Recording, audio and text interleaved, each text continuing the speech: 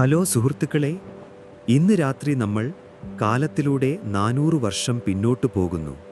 കപ്പലുകളുടെയും പീരങ്കികളുടെയും കൈത്തോക്കുകളുടെയും ലോകത്തേക്ക്. 1553 ഇംഗ്ലണ്ടിലാണ് നമ്മുടെ ഈ കഥ ആരംഭിക്കുന്നത്. അതെ, തീർച്ചയായും നിങ്ങൾ കേട്ടിട്ടുള്ള ഒരു രാജ്യം. എന്നാൽ ഇത് മത്സ്യത്തിൻ്റെയും ചിപ്സിൻ്റെയും ഹാരി പോട്ടറിൻ്റെയും ഇംഗ്ലണ്ടല്ല. ഇത് പരുക്കനായ, എപ്പോഴും തണുത്ത കടൽക്കാറ്റ് വീശുന്ന ഒരു ഇംഗ്ലണ്ടാണ്. നമ്മുടെ പ്രധാന കഥാപാത്രം ജോൺ വാർഡ് എന്ന ആൺകുട്ടിയാണ്. അവൻ ഇതുവരെ പ്രശസ്തനായിട്ടില്ല. മിക്ക ആളുകളും മീൻ പിടിക്കുന്നതോ കപ്പൽശാലകളിൽ ജോലി ചെയ്യുന്നതോ ആയ കഠിനമായ ജീവിതം നയിക്കുന്ന തീരദേശത്തെ ഒരു ചെറിയ പട്ടണമായ ഫാവർഷാമിൽ വളരുന്ന ഒരു പാവം കുട്ടിയാണ് അവൻ ഇപ്പോൾ. എന്നാൽ അവൻ പൂർണ്ണമായും മറ്റെന്തെങ്കിലുമായി മാറാൻ പോകുന്നു. ജീവിതാവസാനത്തോടെ ആളുകൾ അവനെ ഒരു ദേശദ്രോഹി, ഒരു നായകൻ, ഒരു പിശാച്, ഒരു ഇതിഹാസം എന്നിങ്ങനെ വിളിക്കും. ഒരുപക്ഷെ ക്യാപ്റ്റൻ ജാക്ക് സ്പാരോ എന്ന സിനിമാ ക്യാരക്ടറിന് പോലും പ്രചോദനമായത് ജോൺ വാർഡ് ആണ്. കടൽ യുദ്ധങ്ങൾ, മോഷ്ടിച്ച സ്വർണം, രക്ഷപ്പെടലുകൾ, വളരെ അത്ഭുതകരമായ ഒരു മതം മാറ്റം എന്നിവയെക്കുറിച്ച് നിങ്ങൾ ഈ കഥയിലൂടെ കേൾക്കും. പക്ഷേ ആ കാലത്താണ് നിങ്ങൾ ജീവിച്ചിരുന്നതെങ്കിൽ 30 വയസ്സിന് മുകളിൽ നിങ്ങൾ അതിജീവിച്ചില്ലായിരുന്നു. രോഗവും യുദ്ധവും കടൽ കൊള്ളക്കാരും അത് ഉറപ്പാക്കുമായിരുന്നു. ഒരു മിനിറ്റ് സുഹൃത്തുക്കളെ, കഥ തുടങ്ങുന്നതിന് മുമ്പ് ഒരു കാര്യം.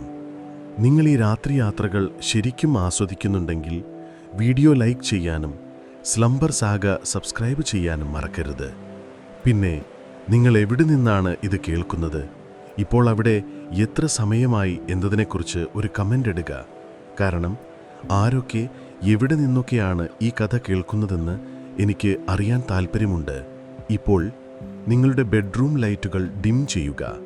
നല്ലൊരു പശ്ചാത്തല ശബ്ദത്തിനായി ആ ഫാൻ ഓൺ ചെയ്യുക. ഇന്ന് രാത്രിയിലെ ഈ യാത്രയിലേക്ക് നമുക്ക് ഒരുമിച്ച് മുന്നോട്ട് പോകാം. കടൽ എല്ലാത്തിനും ആശ്രയമായിരുന്ന ഒരു സമയത്താണ് ജോൺ വാർഡ് ജനിച്ചത്. അന്നത്തെ കാലത്ത് കടൽ ഹൈവേയും യുദ്ധക്കളവും ലോകത്തിലെ സ്വർണ്ണഖനിയുമാണ്. അദ്ദേഹത്തിൻ്റെ പട്ടണമായ ഫാവർഷാം ഇംഗ്ലണ്ടിൻ്റെ തെക്ക് കിഴക്കൻ തീരത്താണ് സ്ഥിതി ചെയ്യുന്നത്.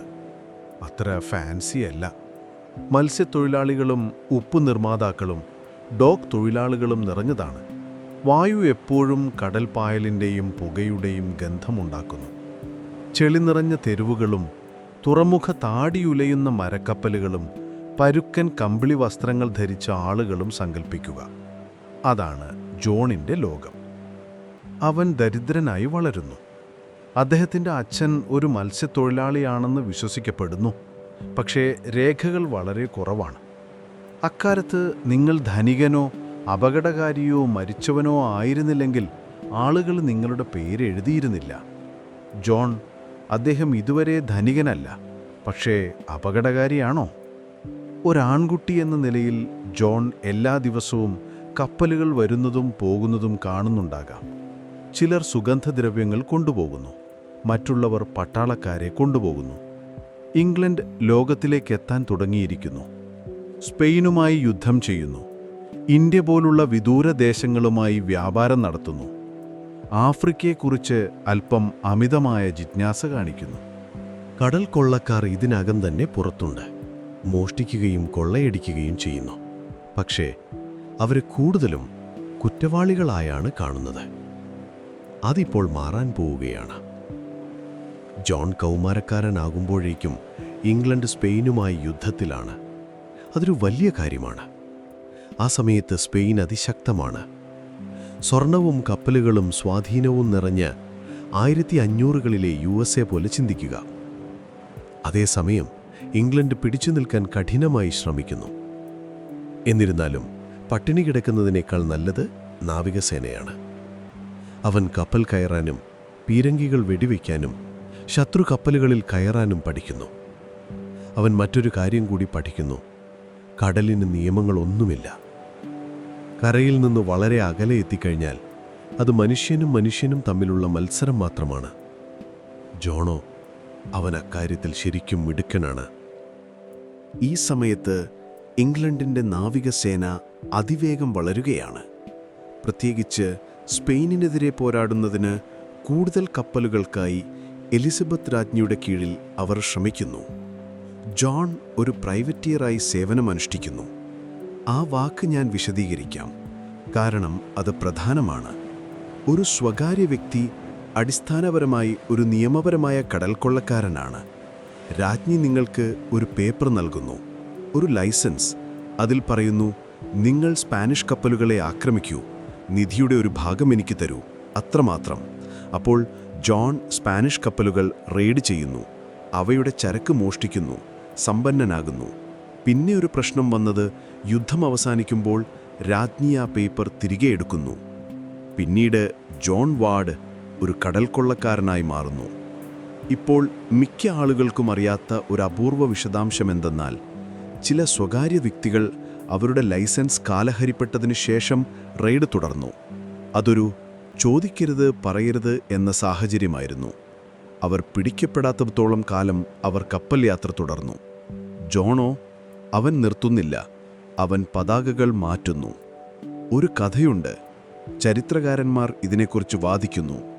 യുദ്ധം അവസാനിച്ചതിനു ശേഷം ജോണും സംഘവും ഒരു സ്പാനിഷ് കപ്പൽ റെയ്ഡ് നടത്തി. എന്നിട്ട് അയ്യോ, ഇതുവരെ ഞങ്ങൾ ആ വാർത്ത അറിഞ്ഞില്ല എന്നു പറഞ്ഞ് കടന്നുകളഞ്ഞു. അയാൾ വളരെ ബുദ്ധിമാനായിരുന്നു. 1600 ആരംഭിക്കുമ്പോൾ ഇംഗ്ലണ്ടിന് ക്ഷമ നശിച്ചു. കടൽക്കൊള്ളക്കാരെയല്ല, സമാധാനമാണ് അവരിപ്പോൾ ആഗ്രഹിക്കുന്നത്. കടലിൽ മോഷണം നടത്തുന്ന എല്ലാരെയും പിടികൂടി തൂക്കിക്കൊല്ലൽ വിധിക്കുന്നു. വാസ്തവത്തിൽ പരസ്യമായി തൂക്കിലേറ്റൽ, ഡോക്കുകളിൽ തന്നെ, മറ്റുള്ളവർക്കുള്ള ഒരു സന്ദേശം. പക്ഷേ ജോണോ, അവൻ എളുപ്പത്തിൽ ഭയപ്പെടുന്നില്ല. അവൻ കപ്പൽ യാത്ര തുടരുന്നു. ഇംഗ്ലണ്ടിനടുത്തു മാത്രമല്ല, യൂറോപ്പിനും വടക്കേ ആഫ്രിക്കയ്ക്കും മിഡിൽ ഈസ്റ്റിനും ഇടയിലുള്ള ആ വലിയ മെഡിറ്ററേനിയൻ കടലിലേക്ക് അവൻ പോകുന്നു. അതിലൂടെ സഞ്ചരിക്കുന്ന വ്യാപാര കപ്പലുകളും വ്യാപാര ബോട്ടുകളുമായിരുന്നു ജോണിന്റെ ലക്ഷ്യം. ഇവിടെയാണ് അവന്റെ യഥാർത്ഥ കടൽ കൊള്ളക്കാരനായുള്ള ജീവിതം ആരംഭിക്കുന്നത്. ഒരു രസകരമായ കാര്യമെന്തെന്നാൽ, കടൽ കൊള്ളക്കാർക്ക് ബ്രാൻഡുകളുണ്ടായിരുന്നു. കൊക്കക്കോള ബ്രാൻഡുകൾ പോലെയല്ല, പക്ഷേ ശൈലികൾ. ചിലർ ക്രൂരരായിരുന്നു, ചിലർ കൗശലക്കാരായിരുന്നു. ജോണിനെ പോലെ ചിലർ അതിശയകരമാം വിധം സംഘടിതരായിരുന്നു. കൊള്ള മുതൽ വിഭജിക്കുകയോ കപ്പലിൽ ഒരു കള്ളനെ ശിക്ഷിക്കുകയോ ചെയ്യുന്നതുപോലുള്ള ചില നിയമങ്ങൾ പോലും അദ്ദേഹത്തിന്റെ സംഘം പാലിച്ചിരുന്നു.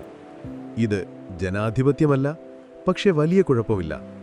ചരിത്രകാരന്മാർക്കിഷ്ടമല്ല ഒരു വാദം ഇതാണ്: ജോൺ വാർഡ് കടൽ കൊള്ളക്കാരുടെ നിയമക്കോഡുകൾ ശരിക്കും പിന്തുടരുകയായിരുന്നോ, അതോ മറ്റുള്ളവരെപ്പോലെ ക്രൂരനായിരിക്കുമ്പോൾ മാന്യനായി നടിച്ചോ? ചിലർ പറയുന്നു അദ്ദേഹം നീതിമാനായിരുന്നുവെന്ന്. ജോണിന് കടലൊരു വീടായി മാറുന്നു. തിരമാലകൾ അവനെ ആടിയുലയ്ക്കുമ്പോഴും അവൻ ഉറങ്ങുന്നു. ഉപ്പിട്ട മത്സ്യവും പഴകിയ ബിയറും അവൻ കഴിക്കുന്നു. കയറുകളുടെ ഞരക്കവും കപ്പലുകളിലെ കാറ്റിന്റെ മന്ത്രവും അവൻ ശ്രദ്ധിക്കുന്നു. അവൻ എല്ലാ ദിവസവും ചക്രവാളം നിരീക്ഷിക്കുന്നു. കാരണം അവിടെ എവിടെയോ പൊങ്ങിക്കിടക്കുന്നത് സ്വർണമോ മരണമോ ആണ്. അയാൾക്കൊരു കാര്യം അറിയാമായിരിക്കും: ഇനി പിന്നോട്ട് തിരിയാൻ കഴിയില്ല എന്ന യാഥാർത്ഥ്യം. കാരണം ഒരിക്കൽ നിങ്ങളൊരു പതാകയില്ലാതെ, ഒരു രാജ്യമില്ലാതെ ജീവിക്കാൻ തുടങ്ങിയാൽ നിങ്ങൾ പിന്നെ സമുദ്രത്തിൻ്റെതാണ്.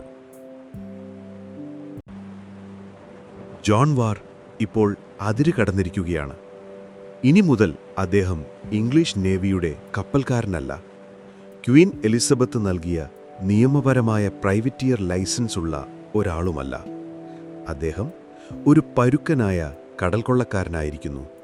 അതായത് ഇനി അദ്ദേഹം ഒരു യഥാർത്ഥ പൈറേറ്റാണ്. എന്നാൽ ഇത് ഒറ്റ രാത്രി കൊണ്ട് സംഭവിക്കുന്നതല്ല. അവൻ ഉറങ്ങുണർന്ന് ഞാനിപ്പോൾ മുതൽ ഒരു കടൽക്കൊള്ളക്കാരനാണ് എന്നു പറയുന്നത് പോലെയല്ല ഇത്. അത് പതിയെ സംഭവിച്ച ഒന്നാണ്. ആദ്യം അദ്ദേഹത്തിൻ്റെ ലൈസൻസ് കാലഹരണപ്പെടുന്നതിന് ശേഷം കപ്പലുകൾ തട്ടിയെടുക്കാൻ തുടക്കം വയ്ക്കുന്നു. പിന്നീട് കൂടുതൽ നിയമങ്ങൾ അവഗണിക്കുന്നു. ഒടുവിൽ ഉത്തരവുകൾക്കൊന്നും മാന്യത കാണിക്കാതെ നിയമങ്ങളെ മുഴുവനായും അവഗണിച്ച് ഒരിക്കലും തിരിച്ചു വരാത്ത പാതയിലേക്കാണ് അദ്ദേഹം നീങ്ങുന്നത്. അങ്ങനെ ജോൺ വാർ തൻ്റെ കാലഘട്ടത്തിലെ ഏറ്റവും ഭീതിജനകമായ കടൽക്കൊള്ളക്കാരനായി മാറുന്നു. ഇത് ഏകദേശം 1600കളുടെ തുടക്കമാണ്. എലിസബത്ത് രാജ്ഞി അന്തരിച്ചു. ഇപ്പോൾ ഇംഗ്ലണ്ടിൻ്റെ രാജാവ് ജെയിംസ് ഒന്നാമനാണ്. കടൽ കൊള്ളക്കാർ തൻ്റെ സമാധാന കരാറുകൾ അട്ടിമറിക്കുന്നതിൽ ജെയിംസ് ഒന്നാമന് അത്ര താൽപ്പര്യമില്ല. സ്പെയിനുമായുള്ള വലിയ യുദ്ധം അവസാനിച്ചു. കിങ് ജെയിംസ് ശാന്തമായ കടലുകൾ, സുരക്ഷിതമായ വ്യാപാര മാർഗങ്ങൾ എന്നിവ ആഗ്രഹിക്കുന്നു. അതിനാൽ അദ്ദേഹം എല്ലാ മുൻ പ്രൈവറ്റിയർമാർക്കും ഒരു കർശന സന്ദേശം അയക്കുന്നു: എല്ലാം നിർത്തുക, അല്ലെങ്കിൽ കർശന നടപടികൾ കാണേണ്ടിവരും. എന്നാൽ ഇതിനോടുള്ള വാർഡിൻ്റെ പ്രതികരണം വിപരീതമായിരുന്നു. അവൻ കപ്പൽ യാത്ര വീണ്ടും തുടങ്ങുന്നു. അദ്ദേഹം ലക്ഷ്യം വയ്ക്കുന്നത് വ്യാപാര കപ്പലുകളെയാണ്. മസാല, തുണി, പഞ്ചസാര, വെള്ളി തുടങ്ങിയ വിലമതിക്കുന്ന ചരക്കുകളുമായി പതുക്കെ നീങ്ങുന്ന കപ്പലുകൾ. ഇവയ്ക്ക് പിടിവലിക്കാനും രക്ഷപ്പെടാനുമുള്ള സാധ്യത വളരെ കുറവാണ്. ഒരു പൈറേറ്റിനെ സംബന്ധിച്ചിടത്തോളം ഇത് ഒരു മരത്തിൽ നിന്നും പാകമായ പഴം പറിക്കുന്നത് പോലെയാണ്. എളുപ്പവും രുചികരവുമാണ്. ഇപ്പോൾ വാർഡ് ഒറ്റയ്ക്കല്ല കടൽ സഞ്ചാരം നടത്തുന്നത്. അദ്ദേഹം തൻ്റെ സ്വന്തം പൈറേറ്റ് സംഘത്തെ രൂപീകരിക്കുന്നു. ഏകദേശം 30 മുതൽ 50 വരെ ആളുകൾ, പലവിധ പശ്ചാത്തലങ്ങളിൽ നിന്നും വന്നവർ. ചിലർ മുൻ സൈനികർ, ചിലർ ജീവിതം മുഴുവൻ നഷ്ടപ്പെട്ട മത്സ്യത്തൊഴിലാളികൾ. ചിലർക്ക് വെറുപ്പുമില്ല, അവർക്ക് വേണ്ടത് സ്വർണം മാത്രമാണ്. പൈറേറ്റ് സംഘങ്ങളെക്കുറിച്ചുള്ള ഒരു കൗതുകകരമായ വാസ്തവമെന്തെന്നാൽ അവർ പലപ്പോഴും സാധാരണ നാവികസേനയേക്കാൾ നീതിമാനും വൈവിധ്യപൂർണരുമായിരുന്നു. എല്ലാവർക്കും കൊള്ളയുടെ ഒരു പങ്ക് ലഭിച്ചിരുന്നു. ചിലപ്പോൾ കറുത്തവരും അറബ് നാവികർ പോലും ഈ പൈറേറ്റ് സംഘത്തിൽ ചേർന്നു. അവർ മറ്റു കപ്പലുകളേക്കാൾ കൂടുതൽ മാന്യമായി അവരോട് പെരുമാറിയിരുന്നു. വാർഡിൻ്റെ സംഘത്തിന് അദ്ദേഹത്തെ വലിയ ബഹുമാനമാണ്. അദ്ദേഹം മിടുക്കനും തന്ത്രങ്ങൾ ആസൂത്രണം ചെയ്യാൻ വേഗതയുള്ളവനും യുദ്ധം ചെയ്യാൻ ഭയമില്ലാത്തവനുമാണ്. എപ്പോഴാക്രമിക്കണം, അതിലും പ്രധാനമായി എപ്പോഴോടിക്കളയണമെന്നതും അദ്ദേഹത്തിന് നന്നായി അറിയാം. പല കടൽ കൊള്ളക്കാരും ഒരിക്കലും പഠിക്കാത്ത ഒരു കഴിവാണിത്. അവരുടെ കപ്പൽ ഇംഗ്ലീഷ് ചാനൽ വഴി സ്പെയിൻ കടന്ന് മെഡിറ്ററേനിയൻ കടലിലേക്ക് കടൽ കൊള്ളക്കാരുടെ കളിസ്ഥലത്തേക്ക് സഞ്ചരിക്കുന്നു. അവിടെ അവർ യൂറോപ്പിലെമ്പാടുമുള്ള കപ്പലുകളെ ആക്രമിക്കാൻ തുടങ്ങുന്നു. സ്പാനിഷ്, ഡച്ച്, ഇറ്റാലിയൻ, ചില ഇംഗ്ലീഷ് കപ്പലുകളെ പോലും അവർ ആക്രമിച്ചു. ഈ സമയത്ത് ആ കപ്പലിൻ്റെ പതാക ഏതാണെന്ന് പോലും അദ്ദേഹം നോക്കുന്നില്ല. 1605 ഒരു ദിവസം വാർഡ് ധീരമായ ഒരു കാര്യം ചെയ്യുന്നു. അദ്ദേഹം ഒരു ശക്തമായ ഫ്രഞ്ച് കപ്പൽ പിടിച്ചെടുക്കുന്നു. ഏതെങ്കിലും കപ്പലല്ല, പീരങ്കികളും കട്ടിയുള്ള മരവടികളും നിറച്ച ഒരു യുദ്ധക്കപ്പലാണിത്. ഇത് യുദ്ധഭൂമിയിൽ നിന്ന് ഒരു ടാങ്ക് കവർച്ച ചെയ്യുന്നത് പോലെ തന്നെ. ഇതോടെ വാർഡ് കൂടുതൽ ഭീഷണിയുള്ള പുതിയ തലത്തിലുള്ള ഒരു പൈറേറ്റായി മാറുന്നു. അദ്ദേഹം കപ്പലിൻ്റെ പേര് മാറ്റുകയും കൂടുതൽ തോക്കുകൾ ചേർക്കുകയും ചെയ്യുന്നു. ഈ ഫ്ലോട്ടിംഗ് കോട്ട ലഭിച്ചതോടെ വാർഡ് ഇപ്പോൾ വലിയ കപ്പലുകളെ പോലും ആക്രമിക്കാൻ തയ്യാറാകുന്നു. അദ്ദേഹം ഇനി വെറും വ്യാപാര കപ്പലുകളെ പിന്തുടരുന്നില്ല, പകരം മുഴുവൻ നാവികസേനകളെ നേരിട്ട് വെല്ലുവിളിക്കുകയാണ്. പക്ഷേ അധിക ശക്തി വമ്പിച്ച പ്രശ്നങ്ങൾക്കും വഴിതെളിക്കുന്നു. ഇംഗ്ലണ്ടിൽ ആളുകൾ രോഷാകുലരാണ്. ബ്രോഡ്ഷീറ്റുകൾ എന്നറിയപ്പെടുന്ന പത്രങ്ങൾ അദ്ദേഹത്തെ രാജദ്രോഹി എന്ന് വിളിക്കാൻ തുടങ്ങി. ചിലർ അദ്ദേഹത്തെ Jack word the English devil എന്ന് വിളിക്കുന്നു. മറ്റുള്ളവർ അദ്ദേഹം ശപിക്കപ്പെട്ടവനാണെന്ന് അവകാശപ്പെടുന്നു. തൻ്റെ ആത്മാവിനെ കടലിന് വിറ്റെന്നോ ഒരിക്കലും പിടികെട്ടാതിരിക്കാൻ അരൂപശക്തികളുമായി ഒരു കരാറുണ്ടാക്കിയെന്നോ ഉള്ള കിംവദന്തികൾ പ്രചരിക്കുന്നു. വാർഡിനെക്കുറിച്ച് മറ്റൊരു കാര്യം പറയുകയാണെങ്കിൽ, വാർഡിന് അതീവ മനോഹരവും വർണ്ണാഭമായതുമായ വസ്ത്രങ്ങൾ ധരിക്കുന്ന ശീലമുണ്ടായിരുന്നു. ചിലപ്പോൾ ടർക്കിഷ് ശൈലിയിലുള്ള വസ്ത്രങ്ങളും സിൽക്ക് പാൻറ്റുകൾ പോലും ധരിച്ചിരുന്നു. നാട്ടിലുള്ള ആളുകൾ അദ്ദേഹത്തിന് ഭ്രാന്താണെന്ന് കരുതി. പക്ഷേ വാസ്തവത്തിൽ അദ്ദേഹം മെഡിറ്ററേനിയനിലെ പ്രാദേശിക ശൈലികളുമായി ഇഴകിച്ചേരുകയായിരുന്നു. എന്നിട്ടും ഇംഗ്ലീഷ് ഭരണകൂടം ഇപ്പോൾ അവൻ്റെ തലയ്ക്ക് പ്രതിഫലം പ്രഖ്യാപിക്കുന്നു. ജോൺ വാർഡിനെ ആരെങ്കിലും പിടികൂടുകയോ കൊല്ലുകയോ ചെയ്താൽ അവർക്ക് സ്വർണം പ്രതിഫലമായി ലഭിക്കും. പൈറേറ്റുകൾക്ക് ഇപ്പോൾ കരയിലും കടലിലും ശത്രുക്കളുണ്ട്. ചരിത്രകാരന്മാർ ചോദിക്കുന്നത് വാർഡ് ഇംഗ്ലണ്ട് വിട്ടത് വഞ്ചിക്കപ്പെട്ടതായി തോന്നിയതുകൊണ്ടാണോ അതോ സ്വാതന്ത്ര്യത്തെ സ്നേഹിച്ചതുകൊണ്ടാണോ എന്നാണ്. ചിലർ പറയുന്നു, യുദ്ധകാലത്ത് രാജ്യത്തിനു വേണ്ടി അദ്ദേഹം തൻ്റെ സേവനം നൽകിയിരുന്നു. ശേഷം സമാധാനകാലത്ത് അദ്ദേഹത്തെ അവർ ഉപേക്ഷിച്ചതാണ് കാരണമെന്നാണ്. മറ്റു ചിലർ വിശ്വസിക്കുന്നത് അവൻ അധികാരം ആഗ്രഹിച്ചവനായിരുന്നു, നിയമങ്ങൾ അനുസരിക്കാൻ ഒരിക്കലും ഉദ്ദേശിച്ചിട്ടില്ലായിരുന്നു എന്നതാണ്. എന്തായാലും വാർഡിന് ബോധ്യമായി, ഈ നിലയിൽ നാട്ടിൽ തുടരാൻ കഴിയില്ല. റോയൽ നേവി ഇപ്പോൾ അവനെ വേട്ടയാടുകയാണ്. അവൻ്റെ സ്വന്തം സുഹൃത്തുക്കൾ വരെ പിന്തുടരുകയാണ്. അങ്ങനെ വാർഡ് ഞെട്ടിക്കുന്ന ഒരു തീരുമാനമെടുക്കുന്നു. അദ്ദേഹം തെക്കോട്ട് ആഫ്രിക്കയുടെ തീരത്തേക്ക് കപ്പൽ കയറുന്നു. ആഫ്രിക്കയുടെ വടക്ക് കിഴക്കേ തീരത്ത് സ്ഥിതി ചെയ്യുന്ന ആധുനിക ടുണീഷ്യയിലെ ടുനീസ് എന്ന സ്ഥലത്തേക്ക് ലക്ഷ്യം വെച്ചു നീങ്ങുന്നു. ഈ നഗരം അന്നത്തെ ഓട്ടോമൻ സാമ്രാജ്യത്തിലെ മുസ്ലിം ഭരണാധികാരികളുടെ നിയന്ത്രണത്തിലായിരുന്നു. വ്യാപാരവും സംഗീതവും വിപണികളും നിറഞ്ഞ ആകുലമായ നഗരം. എന്നാൽ ഇവിടത്തെ ട്വിസ്റ്റ് എന്തെന്നാൽ ഇവിടെ ചില പ്രാദേശിക ഭരണാധികാരികൾ പൈറേറ്റുകൾക്ക് സംരക്ഷണം നൽകാറുണ്ടായിരുന്നു. എന്നാൽ പൈറേറ്റുകൾ അവരുടെ കൊള്ള പങ്കിടാൻ സമ്മതിച്ചാൽ മാത്രം. വാർഡ് ഈ ഭരണാധികാരികളിൽ ഒരാളെ, ഒരുപക്ഷേ ടുണീഷ്യയിലെ ബേയെ കണ്ടുമുട്ടുകയും ഒരു കരാറിലേർപ്പെടുകയും ചെയ്യുന്നു. എന്നെ ഇവിടെ താമസിക്കാൻ അനുവദിക്കൂ, അതിനു പകരം ഞാൻ നിധി കൊള്ളയടിച്ചു കൊണ്ടുവരാം. അതെന്തായാലും ആ ഭരണാധികാരി സമ്മതിക്കുന്നു. ഇംഗ്ലണ്ടുകാരനായ ജോൺ വാർഡിന് ഇനി ആഫ്രിക്കയിലാണ് വാസസ്ഥലം. അങ്ങനെ അവൻ വീണ്ടും ഒരു നിയമപരമായ കടൽക്കൊള്ളക്കാരനായി മാറുന്നു. എന്നാൽ ഇത്തവണ ഒരു മുസ്ലിം സാമ്രാജ്യത്തിൻ്റെ സംരക്ഷണത്തിലാണ്. ഇപ്പോൾ വ്യത്യസ്തമായ ഒരു ശക്തിയുടെ അനുഗ്രഹത്തോടെ അദ്ദേഹം കപ്പലുകൾ ആക്രമിക്കുന്നു. അദ്ദേഹം കപ്പലുകൾ ആക്രമിക്കുന്നത് രാജ്ഞിയുടെ പേരിലല്ല, ബേയുടെ അനുമതിയോടെ, പ്രതിഫലത്തിനായി. കടലിനു കുറുകെ പോകാൻ അദ്ദേഹത്തിന് ഇപ്പോഴും ഭയമാണ്. പക്ഷേ ഇപ്പോൾ അയാൾക്ക് തിരിച്ചെത്താൻ സുരക്ഷിതമായൊരു തുറമുഖമുണ്ട്. യൂറോപ്യൻ ശത്രുക്കൾക്ക് അദ്ദേഹത്തിൻ്റെ പിന്നാലെ എളുപ്പത്തിൽ എത്തിപ്പെടാൻ കഴിയാത്തൊരു സ്ഥലം. ഇതാണ് അദ്ദേഹത്തിൻ്റെ രണ്ടാമത്തെ പൈററ്റ് ജീവിതത്തിൻ്റെ തുടക്കം. അദ്ദേഹം കൂടുതൽ ആളുകളെ നിയമിക്കുന്നു. അദ്ദേഹത്തിൻ്റെ കപ്പൽ കൂടുതൽ ശക്തമാകുന്നു. ചില നാട്ടുകാർ വാർഡിൻ്റെ സംഘത്തോടൊപ്പം ചേരുന്നു. അവിടെ നിന്നാരംഭിച്ച് വാർഡിൻ്റെ ജീവിതത്തിൽ വലിയ മാറ്റങ്ങൾ വരുന്നു. അവൻ്റെ സ്ഥാനം മാത്രമല്ല, അവൻ്റെ ഭാഷയും വസ്ത്രങ്ങളും വിശ്വാസങ്ങളും എല്ലാം മാറുന്നു. ഇംഗ്ലണ്ടിലെ ആരും തന്നെ ഒരിക്കലും പ്രതീക്ഷിക്കാത്ത ഇങ്ങനെയൊരു കാര്യം വളരെ പെട്ടെന്ന് തന്നെ നടക്കും.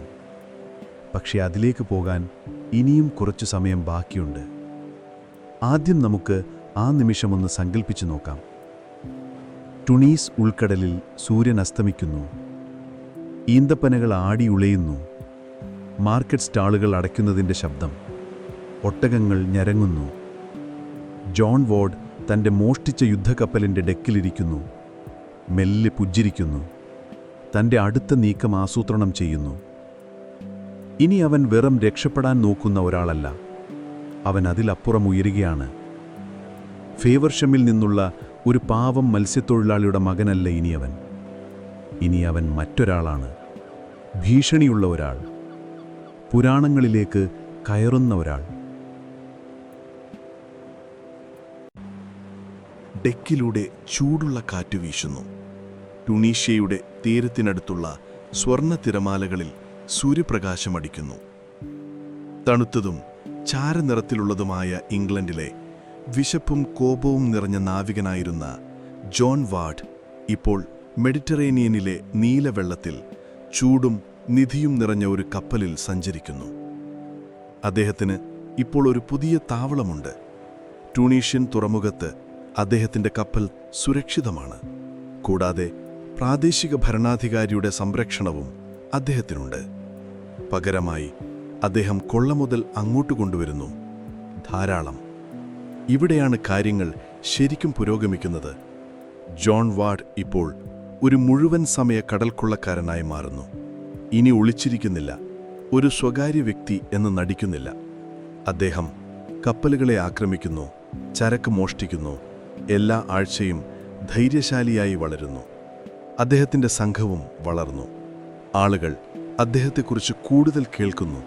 പുതിയ നാവികർ, ഇംഗ്ലീഷുകാർ, ഡച്ചുകാർ, ചില ഇറ്റാലിയന്മാർ പോലും അദ്ദേഹത്തിൻ്റെ കപ്പലിൽ ഒരു സ്ഥലം തേടി വരുന്നു. അദ്ദേഹത്തിൻ്റെ കപ്പൽ പ്രദേശത്തെ ഏറ്റവും ശക്തമായ ഒന്നാണ്. കനത്ത പീരങ്കികൾ, ഉയരമുള്ള കപ്പലുകൾ, അദ്ദേഹത്തിൻ്റെ ഓരോ വാക്കും ശ്രദ്ധിക്കുന്ന ഒരു സംഘവുമായി സായുധരായ ഇതൊരു പൊങ്ങിക്കിടക്കുന്ന രാക്ഷസനെ പോലെയാണ്. മിക്ക കടൽക്കൊള്ളക്കാരുടെ കപ്പലുകളും ചെറുതും വേഗതയുള്ളതുമാണ്. പക്ഷേ ജോണിൻ്റെ കപ്പലോ? മുഴുവൻ കപ്പലുകളെയും നേരിടാൻ ഇതിന് ശക്തിയുണ്ട്. രക്ഷപ്പെടാൻ പോലും വേഗതയുണ്ട്. അയാൾക്ക് മോഷ്ടിക്കാൻ മാത്രമല്ല, കടൽ വഴികൾ നിയന്ത്രിക്കാനും അയാൾ ആഗ്രഹിക്കുന്നു. 1606 ആയപ്പോഴേക്കും John ward Italy, Spain, France എന്നിവയുടെ തീരങ്ങളിൽ റെയ്ഡ് നടത്തുന്നു. സിസിലി, കോർസിക്ക തുടങ്ങിയ ദ്വീപുകളിൽ പോലും അദ്ദേഹം ആക്രമണം നടത്തുന്നു. ചില രേഖകൾ പ്രകാരം ഒരിക്കൽ ഒരാഴ്ചയ്ക്കുള്ളിൽ ഒരു കൂട്ടം വെനീഷ്യൻ വ്യാപാര കപ്പലുകൾ അദ്ദേഹം പിടികൂടുന്നു. അദ്ദേഹം സാധനങ്ങൾ മോഷ്ടിക്കുക മാത്രമല്ല, അദ്ദേഹം ആളുകളെയും കൊണ്ടുപോകുന്നു. സമ്പന്നരായ യാത്രക്കാരെ മോചനദ്രവ്യത്തിനായി കസ്റ്റഡിയിലെടുക്കുന്നു. ക്രൂകളെ ജോലി ചെയ്യാൻ നിർബന്ധിതരാക്കുന്നു. ചില സ്ത്രീകളെയും കുട്ടികളെയും പോലും കൊണ്ടുപോകുന്നു. എന്നിരുന്നാലും അവരോടെങ്ങനെ പെരുമാറി എന്ന് വ്യക്തമല്ല. മോചനദ്രവ്യം ലഭിച്ചു കഴിഞ്ഞാൽ വാർഡ് അവർക്ക് ഭക്ഷണവും സ്വാതന്ത്ര്യവും നൽകിയെന്ന് ചില കഥകൾ പറയുന്നു. മറ്റു ചിലർ അത്ര ദയയില്ലാത്ത കഥകൾ പറയുന്നു. ചരിത്രകാരന്മാർ ഇപ്പോഴും ഇക്കാര്യത്തിൽ ഭിന്നാഭിപ്രായക്കാരാണ്. വാർഡ് കർശനമായ നിയമങ്ങളുള്ള സിവിൽ കപ്പൽ നടത്തിയിരുന്നതായി ചിലർ പറയുന്നു. നിയന്ത്രണം നിലനിർത്താൻ അദ്ദേഹം എല്ലാവരെയും ഭയപ്പെടുത്തിയതായി മറ്റുള്ളവർ വിശ്വസിക്കുന്നു. ഒരു മുഖ്യധാര വസ്തുത എന്തെന്നാൽ, ആ സമയത്ത് മെഡിറ്ററേനിയൻ കടൽ ബാർബറി കോർസെയറുകൾ എന്നറിയപ്പെടുന്ന കടൽക്കൊള്ളക്കാരാൽ നിറഞ്ഞിരുന്നു. വടക്കേ ആഫ്രിക്കയിൽ നിന്നുള്ള കടൽക്കൊള്ളക്കാർ, കൂടുതലും മുസ്ലിങ്ങൾ, ക്രിസ്ത്യൻ കപ്പലുകളെ ആക്രമിക്കുന്നു. വാർഡ് ഇപ്പോൾ അവരിലൊരാളാണ്. പക്ഷേ അദ്ദേഹം വേറിട്ട് നിൽക്കുന്നു. അദ്ദേഹം യൂറോപ്യനാണ്. പിന്നെ അയാൾ ഒളിച്ചിരിക്കാതെ നേരിട്ട് ആക്രമണങ്ങൾക്ക് നേതൃത്വം നൽകുന്നു. അത് അസാധാരണമാണ്. ചില പ്രാദേശിക ഭരണാധികാരികൾ അതിനായി അദ്ദേഹത്തെ സ്നേഹിക്കുന്നു. അദ്ദേഹം മോഷ്ടിച്ച സാധനങ്ങളും സ്വർണവും തടവുകാരെയും കൊണ്ടുവരുന്നു. നിധിയുടെ ഒരു ഭാഗം അദ്ദേഹം പ്രാദേശിക ഭരണാധികാരികളുമായി പങ്കിടുന്നു. പകരമായി അവർ അദ്ദേഹത്തിന് സുരക്ഷിതമായ കൊള്ള ചെയ്യാനുള്ള അനുമതി വാഗ്ദാനം ചെയ്യുന്നു. ഒരു പുതിയ കടൽക്കൊള്ളക്കാരുടെ ലൈസൻസ് പോലെ. പക്ഷേ ഇത്തവണ ഇംഗ്ലണ്ടിൽ നിന്നല്ല, ഓട്ടോമൻ സാമ്രാജ്യത്തിൽ നിന്നാണ്. ജോൺ വാർഡും തൻ്റെ ജീവിതശൈലി മാറ്റാൻ തുടങ്ങുന്നു. അദ്ദേഹം മദ്യപാനം കുറയ്ക്കുന്നു, ടർക്കിഷ് വസ്ത്രങ്ങൾ ധരിക്കുന്നു, അറബ് നാവികരെ പോലും കപ്പലിൽ നിയമിക്കുന്നു. അദ്ദേഹം കുറച്ച് അറബി വാക്കുകൾ പഠിക്കുന്നു, പുതിയ ഭക്ഷണങ്ങൾ പരീക്ഷിക്കുന്നു. തണുത്ത ഇംഗ്ലീഷ് മഴയിൽ മരവിക്കുന്നതിനു പകരം ഈന്തപ്പന്നകളുടെ ചുവട്ടിലിരിക്കുന്നത് അയാൾ ആസ്വദിക്കുന്നു. മിക്കവർക്കും അറിയാത്ത ഒരു വിചിത്രമായ കാര്യമെന്തെന്നാൽ, വാർഡ് കുറച്ച് വർണ്ണാഭമായ പക്ഷികളെ കപ്പലിൽ സൂക്ഷിച്ചിരുന്നതായി പറയപ്പെടുന്നു. അവ ഉച്ചത്തിൽ ശബ്ദമുണ്ടാക്കുമായിരുന്നു. ആരെങ്കിലും കപ്പലിലെ റം മോഷ്ടിക്കാൻ ശ്രമിക്കുമ്പോഴെല്ലാം കള്ളൻ എന്ന് വിളിച്ചു പറയാൻ അയാൾ ഒരു തത്തയെ പഠിപ്പിച്ചുവെന്ന് ഒരു കഥ പറയുന്നു. അങ്ങനെ വാർഡിൻ്റെ ആക്രമണങ്ങൾ തുടരുമ്പോൾ അയാൾ കൂടുതൽ പ്രശസ്തനാവുകയും കൂടാതെ അയാളുടെ ഭയവും കൂടുകയും ചെയ്യുന്നു. വ്യാപാരികൾ ചില കപ്പൽ യാത്രാ വഴികൾ ഒഴിവാക്കാൻ തുടങ്ങുന്നു. ചില പട്ടണങ്ങൾ അയാളെ നേരത്തെ കണ്ടെത്താൻ വേണ്ടി മാത്രം ലുക്കൗട്ടുകൾ നിർമ്മിക്കുന്നു. മറ്റുള്ളവർ അവനെ തടയാൻ യുദ്ധക്കപ്പലുകൾ അയക്കാൻ ഭരണാധികാരികളോട് അപേക്ഷിക്കുന്നു. പ്രത്യേകിച്ച് വെനീഷ്യക്കാർ അവനെ വെറുക്കുന്നു. അവർ അവനെ കടൽ പിശാചെന്ന് വിളിക്കുന്നു. അവൻ്റെ അറസ്റ്റിനായി ആവശ്യപ്പെടുകയും ചെയ്യുന്നു. പക്ഷെ വാർഡ് മിടുക്കനാണ്. അവൻ ഒരിക്കലും ഒരിടത്തും തന്നെ നിൽക്കുന്നില്ല. ആവശ്യമുള്ളപ്പോൾ അവൻ അപ്രത്യക്ഷനാകുന്നു. മറ്റ് കടൽ കൊള്ളക്കാരുടെ സംഘങ്ങൾ പിടിക്കപ്പെടുമ്പോൾ തന്നെ വാർഡ് പുക പോലെ വഴുതി രക്ഷപ്പെടുന്നു. 1607 ഒരു ധൈര്യമായ റെയ്ഡ് അവനെ യൂറോപ്പിലെ ആദ്യകാല പത്രങ്ങളുടെ മുൻ പേജുകളിൽ വീണ്ടും ഉൾപ്പെടുത്തി. വിലയേറിയ ചരക്കുകളും ഉയർന്ന റാങ്കിലുള്ള യാത്രക്കാരെയും വഹിക്കുന്ന ഒരു വലിയ വെനീഷ്യൻ ഗാലിയ റെനിയേറ ഈ സോഡറിന എന്ന കപ്പൽ അദ്ദേഹം പിടിച്ചെടുക്കുന്നു. ഇത് വെറുമൊരു കവർച്ചയല്ല, യൂറോപ്പിലെ ഏറ്റവും സമ്പന്നവും അഭിമാനകരവുമായ നഗരങ്ങളിലൊന്നായ വെനീസിനെ പരസ്യമായി അപമാനിക്കുന്നതാണ്. അവർ യുദ്ധക്കപ്പലുകൾ അയക്കുന്നു, ഓട്ടോമൻ സാമ്രാജ്യത്തിന് പരാതി നൽകുന്നു, ഇംഗ്ലണ്ടിനോട് പോലും അവനെ തടയാൻ ആവശ്യപ്പെടുന്നു. പക്ഷേ ആർക്കും അവനെ കണ്ടെത്താൻ കഴിയുന്നില്ല. ഇപ്പോൾ വാർഡ് ട്യൂണിസിൽ താമസിക്കുകയാണ്. ഒരു ചെറിയ സാമ്രാജ്യം അവിടെ കെട്ടിപ്പടുക്കുകയാണ്. അയാൾക്കൊരു വീടുണ്ട്. ചിലർ പറയുന്നു അദ്ദേഹം ഭൂമി വാങ്ങുന്നുവെന്ന്. നിധി സൂക്ഷിക്കാൻ അദ്ദേഹം ഒരു മറഞ്ഞിരിക്കുന്ന വെയർഹൗസ് പണിയുന്നുവെന്ന് മറ്റുള്ളവർ മന്ത്രിക്കുന്നു. ആരും അത് ഇതുവരെ കണ്ടെത്തിയിട്ടില്ലെങ്കിലും ഈ കഥകൾ നമ്മെ ഒരു തുറന്ന ചർച്ചയിലേക്ക് കൊണ്ടുവരുന്നു. ജോൺ വാർഡ് വെറുമൊരു കടൽ കൊള്ളക്കാരനായിരുന്നോ, അതോ അദ്ദേഹം കൂടുതൽ സ്ഥിരമായി എന്തെങ്കിലും പണിയുകയായിരുന്നോ? കടൽ കൊള്ളക്കാരുടെ ഒരു രാജ്യം അയാൾ പണിയുകയായിരുന്നോ? ചിലർ വിശ്വസിക്കുന്നത് അദ്ദേഹം സ്വർണത്തേക്കാൾ കൂടുതൽ മറ്റെന്തോ ആഗ്രഹിച്ചിരുന്നു എന്നാണ്. പക്ഷേ അദ്ദേഹം സ്വന്തം ഭൂമി ഭരിക്കണമെന്ന് സ്വപ്നം കണ്ടിരിക്കാം. മറ്റുള്ളവർ ഇല്ല എന്ന് പറയുന്നു. അദ്ദേഹം അത്യാഗ്രഹിയും ഭാഗ്യവാനുമായിരുന്നുവെന്ന്. സത്യം എന്തുതന്നെയായാലും അദ്ദേഹത്തിൻ്റെ പേര് വളർന്നുകൊണ്ടേയിരിക്കുന്നു. യുവനാവികർ അദ്ദേഹത്തിൻ്റെ ശൈലി പകർത്താൻ തുടങ്ങുന്നു. പിന്നിയ ദാടി, കമ്മലുകൾ, മിന്നുന്ന ജാക്കറ്റുകൾ. അദ്ദേഹത്തെക്കുറിച്ചുള്ള കഥകൾ മദ്യശാലകളിൽ പ്രചരിക്കുന്നു. ചിലർ പറയുന്നു അദ്ദേഹം അനശ്വരനാണെന്ന്. മറ്റുള്ളവർ പറയുന്നു അദ്ദേഹത്തിന് കാറ്റിനെ നിയന്ത്രിക്കാൻ കഴിയുമെന്ന്. ഒരു കിംവദന്തി അവകാശപ്പെടുന്നത് അദ്ദേഹത്തിന് മാത്രം അറിയാവുന്ന മറഞ്ഞിരിക്കുന്ന പ്രവാഹങ്ങൾ കാണിക്കുന്ന ഒരു രഹസ്യ ഭൂപടം അദ്ദേഹത്തിൻ്റെ കയ്യിലുണ്ടെന്നതാണ്.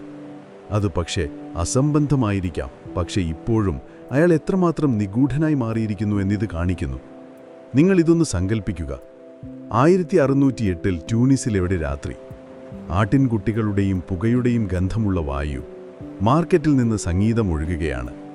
തുറമുഖത്തിൻ്റെ നിഴലുകളിൽ ജോൺ വാർഡ് അദ്ദേഹത്തിൻ്റെ വാളിനെ മൂർച്ച കൂട്ടുന്നു. അദ്ദേഹത്തിൻ്റെ അടുത്ത ആക്രമണം മാപ്പ് ചെയ്യുന്നു.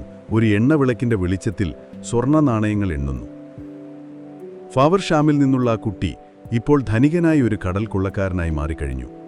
പക്ഷേ താമസിയാതെ കാര്യങ്ങൾ വീണ്ടും മാറാൻ പോവുകയാണ്. അടുത്ത തവണ മാറുന്നത് അയാളുടെ വീടോ കപ്പലോ മാത്രമല്ല, അത് അയാളുടെ ആത്മാവായിരിക്കും. ജോൺ വാർഡ് ഇപ്പോൾ ഒരുപാട് സ്വത്തുകളും ശക്തിയുമുള്ള ഒരു കടൽക്കോളക്കാരനാണ്. ട്യൂണീസിൽ അദ്ദേഹത്തിന് സുരക്ഷിതമായ ഒരു താവളമുണ്ട്. വിശ്വസ്തരായ ഒരു സംഘമുണ്ട്. ജീവിതത്തിൽ ഇതുവരെ കണ്ടിട്ടില്ലാത്തത്ര സ്വർണമുണ്ട്. എന്നാൽ വർഷങ്ങൾ കഴിയുന്തോറും ചുറ്റുമുള്ള ലോകം വീണ്ടും മാറാൻ തുടങ്ങുന്നു. യൂറോപ്പ് അദ്ദേഹത്തെ ഇപ്പോഴും സൂക്ഷ്മമായി നിരീക്ഷിക്കുകയാണ്. പ്രത്യേകിച്ച് വ്യാപാര കപ്പലുകൾക്കും കടൽ മാർഗങ്ങൾക്കും പേരുകേട്ട ശക്തമായ ഇറ്റാലിയൻ നഗരമായ വെനീസ്. ജോൺ വാർഡ് റെനീറ എ സ്വദേരിന എന്ന കപ്പൽ പിടിച്ചെടുത്തത് നിങ്ങൾ ഓർക്കുന്നില്ലേ? അതിപ്പോഴും അവർക്ക് മറക്കാൻ കഴിയാത്ത ഒരു വേദനാജനകമായ കാര്യമാണ്. വെനീഷ്യൻ സർക്കാർ രോഷാകുലരാണ്. അവർ പ്രതികാരം ചെയ്യാൻ ആഗ്രഹിക്കുന്നു. അത് നേടാൻ അവരാരെയും മറികടക്കാൻ തയ്യാറാണ്. അതേസമയം ഇംഗ്ലണ്ട് ലജ്ജിക്കുന്നു. ഒരിക്കൽ അവരുടെ നാവികസേനയുടെ ഭാഗമായിരുന്ന വാർഡ് ഇപ്പോൾ അവരുടെ സഖ്യകക്ഷികളിൽ നിന്ന് മോഷ്ടിക്കുന്ന ഒരു കടൽക്കൊള്ളക്കാരനാണ്. അദ്ദേഹം ഇപ്പോഴും ഔദ്യോഗികമായി ഇംഗ്ലീഷുകാരനാണ്. പക്ഷേ വാർഡ് ഒരു പൂർണ്ണ ശത്രുവിനെ പോലെയാണ് പെരുമാറുന്നത്. അപ്പോഴാണ് അദ്ദേഹം ഇതുവരെയുള്ളതിൽ വെച്ച് ഏറ്റവും ധൈര്യമായ ഒരു നീക്കം നടത്തുന്നത്. 1608 ജോൺ വാർഡ് എല്ലാവരെയും ഞെട്ടിക്കുന്ന ഒരു തീരുമാനമെടുക്കുന്നു. അദ്ദേഹം ഒരു മുസ്ലിമായി മാറുന്നു. അതെ, ഒരിക്കൽ എലിസബത്ത് രാജ്ഞിക്കു കീഴിൽ സേവനമനുഷ്ഠിച്ച അതേ മനുഷ്യൻ ഇപ്പോൾ ഒരു പള്ളിയിൽ മുട്ടുകുത്തി പ്രാർത്ഥനയിൽ മുഴുകുന്നു. വടക്കേ ആഫ്രിക്കയിലെയും ഒട്ടോമൻ സാമ്രാജ്യത്തിലെയും പ്രധാന മതമായ ഇസ്ലാമിലേക്ക് അദ്ദേഹം മതം മാറുന്നു. അദ്ദേഹം ഒരു പുതിയ പേര് സ്വീകരിച്ചു, യൂസുഫ് റയീസ്. റയീസ് എന്നത് ഒരു സ്ഥാനപ്പേരാണ്. തുർക്കിയിൽ ക്യാപ്റ്റൻ എന്നാണ് അർത്ഥം. യൂസുഫ് എന്നത് ജോസഫിൻ്റെ അറബി രൂപമാണ്. ഒരു വ്യക്തി ഇങ്ങനെ ചെയ്യാൻ എന്തുകൊണ്ടാണ് തീരുമാനിക്കുന്നത്? അത് നമ്മൾ മനസ്സിലാക്കണം. അന്നത്തെ കാലത്ത് മതം വെറും വിശ്വാസം മാത്രമല്ല, അത് വ്യക്തിത്വവും സത്യനിഷ്ഠയും രാഷ്ട്രീയ നിലപാടുമാണ്. മതം മാറുന്നത് അതീവ ഗൗരവമുള്ള ഒരു കാര്യമായിരുന്നു. ഇംഗ്ലണ്ടിലെ ആളുകൾ അതിനെ വഞ്ചനയായി കണ്ടു. പക്ഷേ വാർഡ് അത് അതിജീവനമായി കണ്ടിരിക്കാം. അല്ലെങ്കിൽ ഒരുപക്ഷെ അദ്ദേഹം അതിൽ വിശ്വസിച്ചിരിക്കാം. ചരിത്രകാരന്മാർ ഇപ്പോഴും ഇതിനെക്കുറിച്ച് വാദിക്കുന്നു. പ്രാദേശിക ഭരണാധികാരികളിൽ നിന്ന് മികച്ച സംരക്ഷണം ലഭിക്കാൻ വേണ്ടി മാത്രമാണ് വാർഡ് മതം മാറിയതെന്ന് ചിലർ പറയുന്നു. മറ്റുള്ളവർ അദ്ദേഹം ശരിക്കും തൻ്റെ മനസ്സു മാറ്റിയെന്ന് വിശ്വസിക്കുന്നു. എന്നാൽ ഒരു പ്രധാന വസ്തുത എന്തെന്നാൽ വാർഡ് മാത്രമായിരുന്നില്ല. വടക്കേ ആഫ്രിക്കയിലേക്ക് പലായനം ചെയ്ത നിരവധി യൂറോപ്യൻ കടൽക്കൊള്ളക്കാരും മതം മാറിയിരുന്നു. അവർ റെനിഗേഡുകൾ എന്ന് അറിയപ്പെട്ടു. ചിലർ സുരക്ഷയ്ക്കായി അത് ചെയ്തു, ചിലർ പണത്തിനായി, ചിലർ പഴയ ജീവിതത്തിൽ നിന്നുള്ള മോചനത്തിനായി ആയിരുന്നു. വാർഡ് ഇപ്പോൾ യൂസഫ് റെയ്സ് ആണ്. അദ്ദേഹം ദാടി വളർത്തുന്നു, തുർക്കിഷ് വസ്ത്രങ്ങൾ ധരിക്കുന്നു, ഇസ്ലാമിക ആചാരങ്ങൾ പിന്തുടരുന്നു. അദ്ദേഹം മദ്യപാനം നിർത്തുന്നു, കാരണം ഇത് ഇസ്ലാമിൽ നിഷിദ്ധമാണ്. പ്രാർത്ഥിക്കാൻ തുടങ്ങുന്നു. ഒട്ടോമൻ നേതാക്കളുമായി പോലും ബന്ധം സ്ഥാപിക്കുന്നു.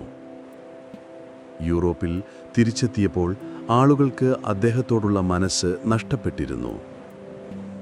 ഇംഗ്ലീഷ് ഗവൺമെൻറ് അദ്ദേഹത്തെ കിരീടത്തിനും സഭയ്ക്കുമെതിരായ ഒരു രാജ്യദ്രോഹി എന്ന് വിളിക്കുന്നു. അവർ വെനീസ് ഒട്ടോമൻ സാമ്രാജ്യത്തിന് കോപാകുലമായ കത്തുകൾ എഴുതുന്നു. ഈ മനുഷ്യൻ ദുഷ്ടനാണ്, അവനെ ഞങ്ങൾക്ക് തരൂ എന്ന്. എന്നാൽ ഒട്ടോമന്മാർക്ക് അത് പ്രശ്നമല്ല. കാരണം അവർക്ക് വാർഡ് നല്ല ജോലി ചെയ്യുന്ന ഒരു ഉപയുക്തമായ കടൽക്കൊള്ളക്കാരനാണ്. അദ്ദേഹം ക്രിസ്ത്യാന വ്യാപാരത്തെ ദുർബലപ്പെടുത്തുകയും നിധി പങ്കിടുകയും ചെയ്യുന്നു. പിന്നെ എന്തിനാണ് അദ്ദേഹത്തെ തടയുന്നത് എന്നാണ് ഇവർ ചിന്തിക്കുന്നത്.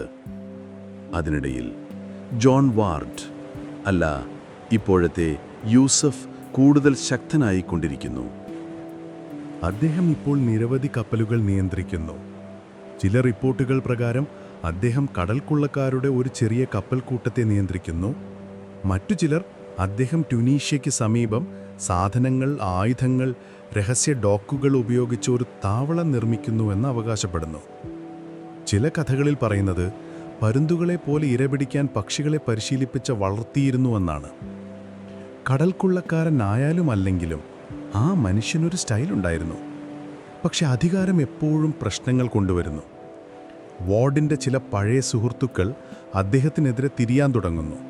അദ്ദേഹം അതിരി കടക്കുന്നുവെന്ന് അവർക്ക് തോന്നുന്നു. ചിലർ അദ്ദേഹത്തിൽ നിന്ന് മോഷ്ടിക്കാൻ പോലും ശ്രമിക്കുന്നു. അദ്ദേഹത്തിൻ്റെ സംഘത്തിനിടയിൽ വഴക്കുകൾ, അസൂയ, നിശബ്ദ കോപം ഒക്കെ തുടങ്ങിയെന്ന കിംവദന്തികളുണ്ട്. ഏറ്റവും വലിയ ഭീഷണികളിലൊന്ന് റിച്ചാർഡ് ഗിഫേർഡ് എന്ന വ്യക്തിയിൽ നിന്നാണ്. മുൻപ് ഒരു കാലത്ത് അയാൾ വാർഡിൻ്റെ അടുത്ത കൂട്ടുകാരനായിരുന്നു. ഇപ്പോഴിതാ കടുത്ത ശത്രുതയും. ഗിഫേർഡ് വാർഡിനെ കൊടുക്കാൻ ട്യൂണീഷ്യയിലേക്ക് ചാരന്മാരെ അയക്കുന്നു. പക്ഷേ വാർഡ് അതറിഞ്ഞ് അവരെ പിടിയിലാക്കുന്നു. ഇപ്പോൾ വാർഡ് വെറും യുദ്ധകാരനല്ല, അവൻ രാഷ്ട്രീയക്കാരനാണ്. പരസ്യവും പിന്നാക്ക കൂടിക്കാഴ്ചകളും ചേർന്ന സമ്പൂർണ്ണ തന്ത്രജ്ഞനാണ്. ഇത് നമ്മെ മറ്റൊരു തുറന്ന ചർച്ചയിലേക്ക് നയിക്കുന്നു. വാർഡ് ഇപ്പോഴും ഒരു പൈറേറ്റാണോ, അല്ലെങ്കിൽ ഓട്ടോമൻ സാമ്രാജ്യത്തിന് കീഴിലുള്ള ഒരു നാവികസേനാ മേധാവിയോ? ചിലർ പറയുന്നത് അവൻ പൈറേറ്റ് ജീവിതം വിട്ട് ഓട്ടോമൻ നേവിക്ക് വേണ്ടി കപ്പൽ നയിക്കുന്ന കമാൻഡറായി മാറിയതായാണ്. മറ്റു ചിലർ പറയുന്നു അവൻ ഒരിക്കലും തൻ്റെ പൈറേറ്റ് ആത്മാവ് വിട്ടില്ല. ഒരു കാര്യം വ്യക്തമാണ്, ഇനി അദ്ദേഹം മോഷ്ടിക്കുന്നത് വിനോദത്തിനായല്ല. ഇനി അത് നിയന്ത്രണത്തിനാണ്, അധികാരത്തിനാണ്, സന്ദേശങ്ങൾ അയക്കുന്നതിനാണ്. വാർഡ് ഇന്ന് ലക്ഷ്യം വയ്ക്കുന്നത് വെറും ചരക്ക് കപ്പലുകൾ മാത്രമല്ല, കത്തോലിക്ക മിഷനുകൾ, പ്രത്യേകിച്ച് വെനീസിനും സ്പെയിനും ബന്ധമുള്ളവയെയാണ് നോട്ടമിട്ടിരിക്കുന്നത്. ഇതുവഴി യൂറോപ്പുകാർക്ക് അദ്ദേഹത്തോടുള്ള വൈരാഗ്യം കൂടുന്നു. പക്ഷേ അദ്ദേഹത്തിൻ്റെ പുതിയ സഖ്യകക്ഷികൾക്ക് അദ്ദേഹം ഒരു നായകനാണ്.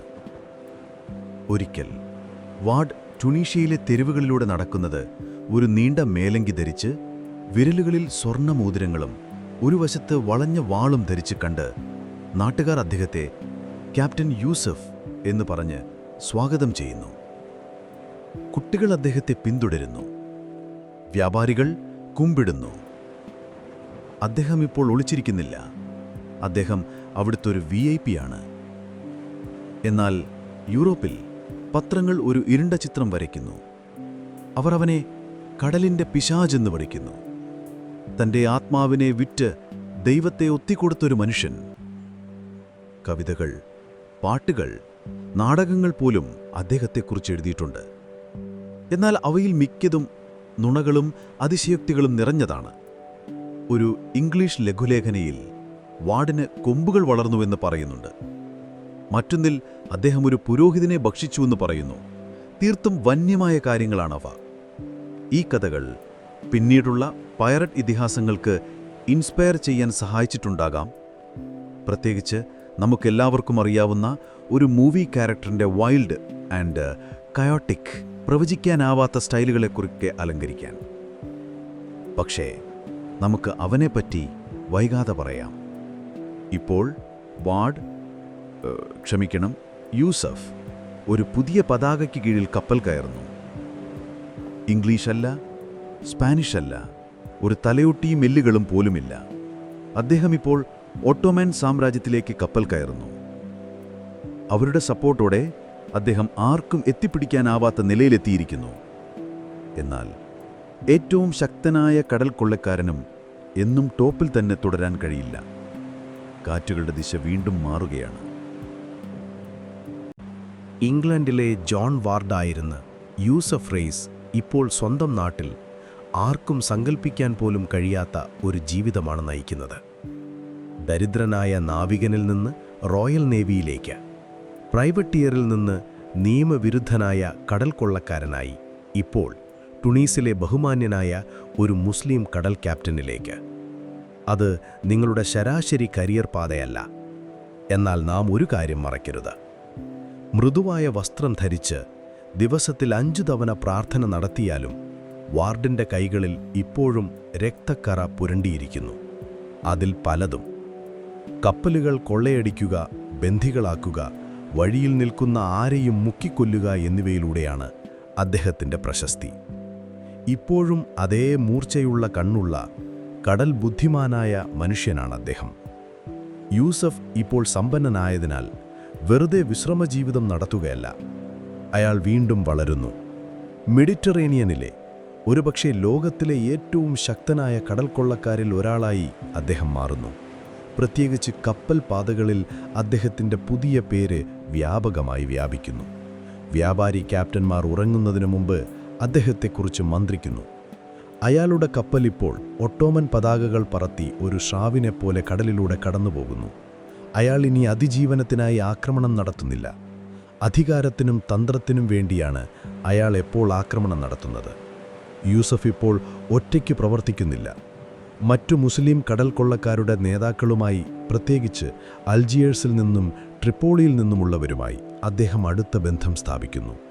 ഒരുമിച്ച് അവർ ഒരുതരം കടൽ സഖ്യം സൃഷ്ടിക്കുന്നു. തീർച്ചയായും ഔദ്യോഗികമല്ല, പക്ഷേ അവർക്ക് നല്ല ഫലപ്രദമായിരുന്നു. ഇത് കടലിൻ്റെ ഒരു മാഫിയ പോലെയാണ്.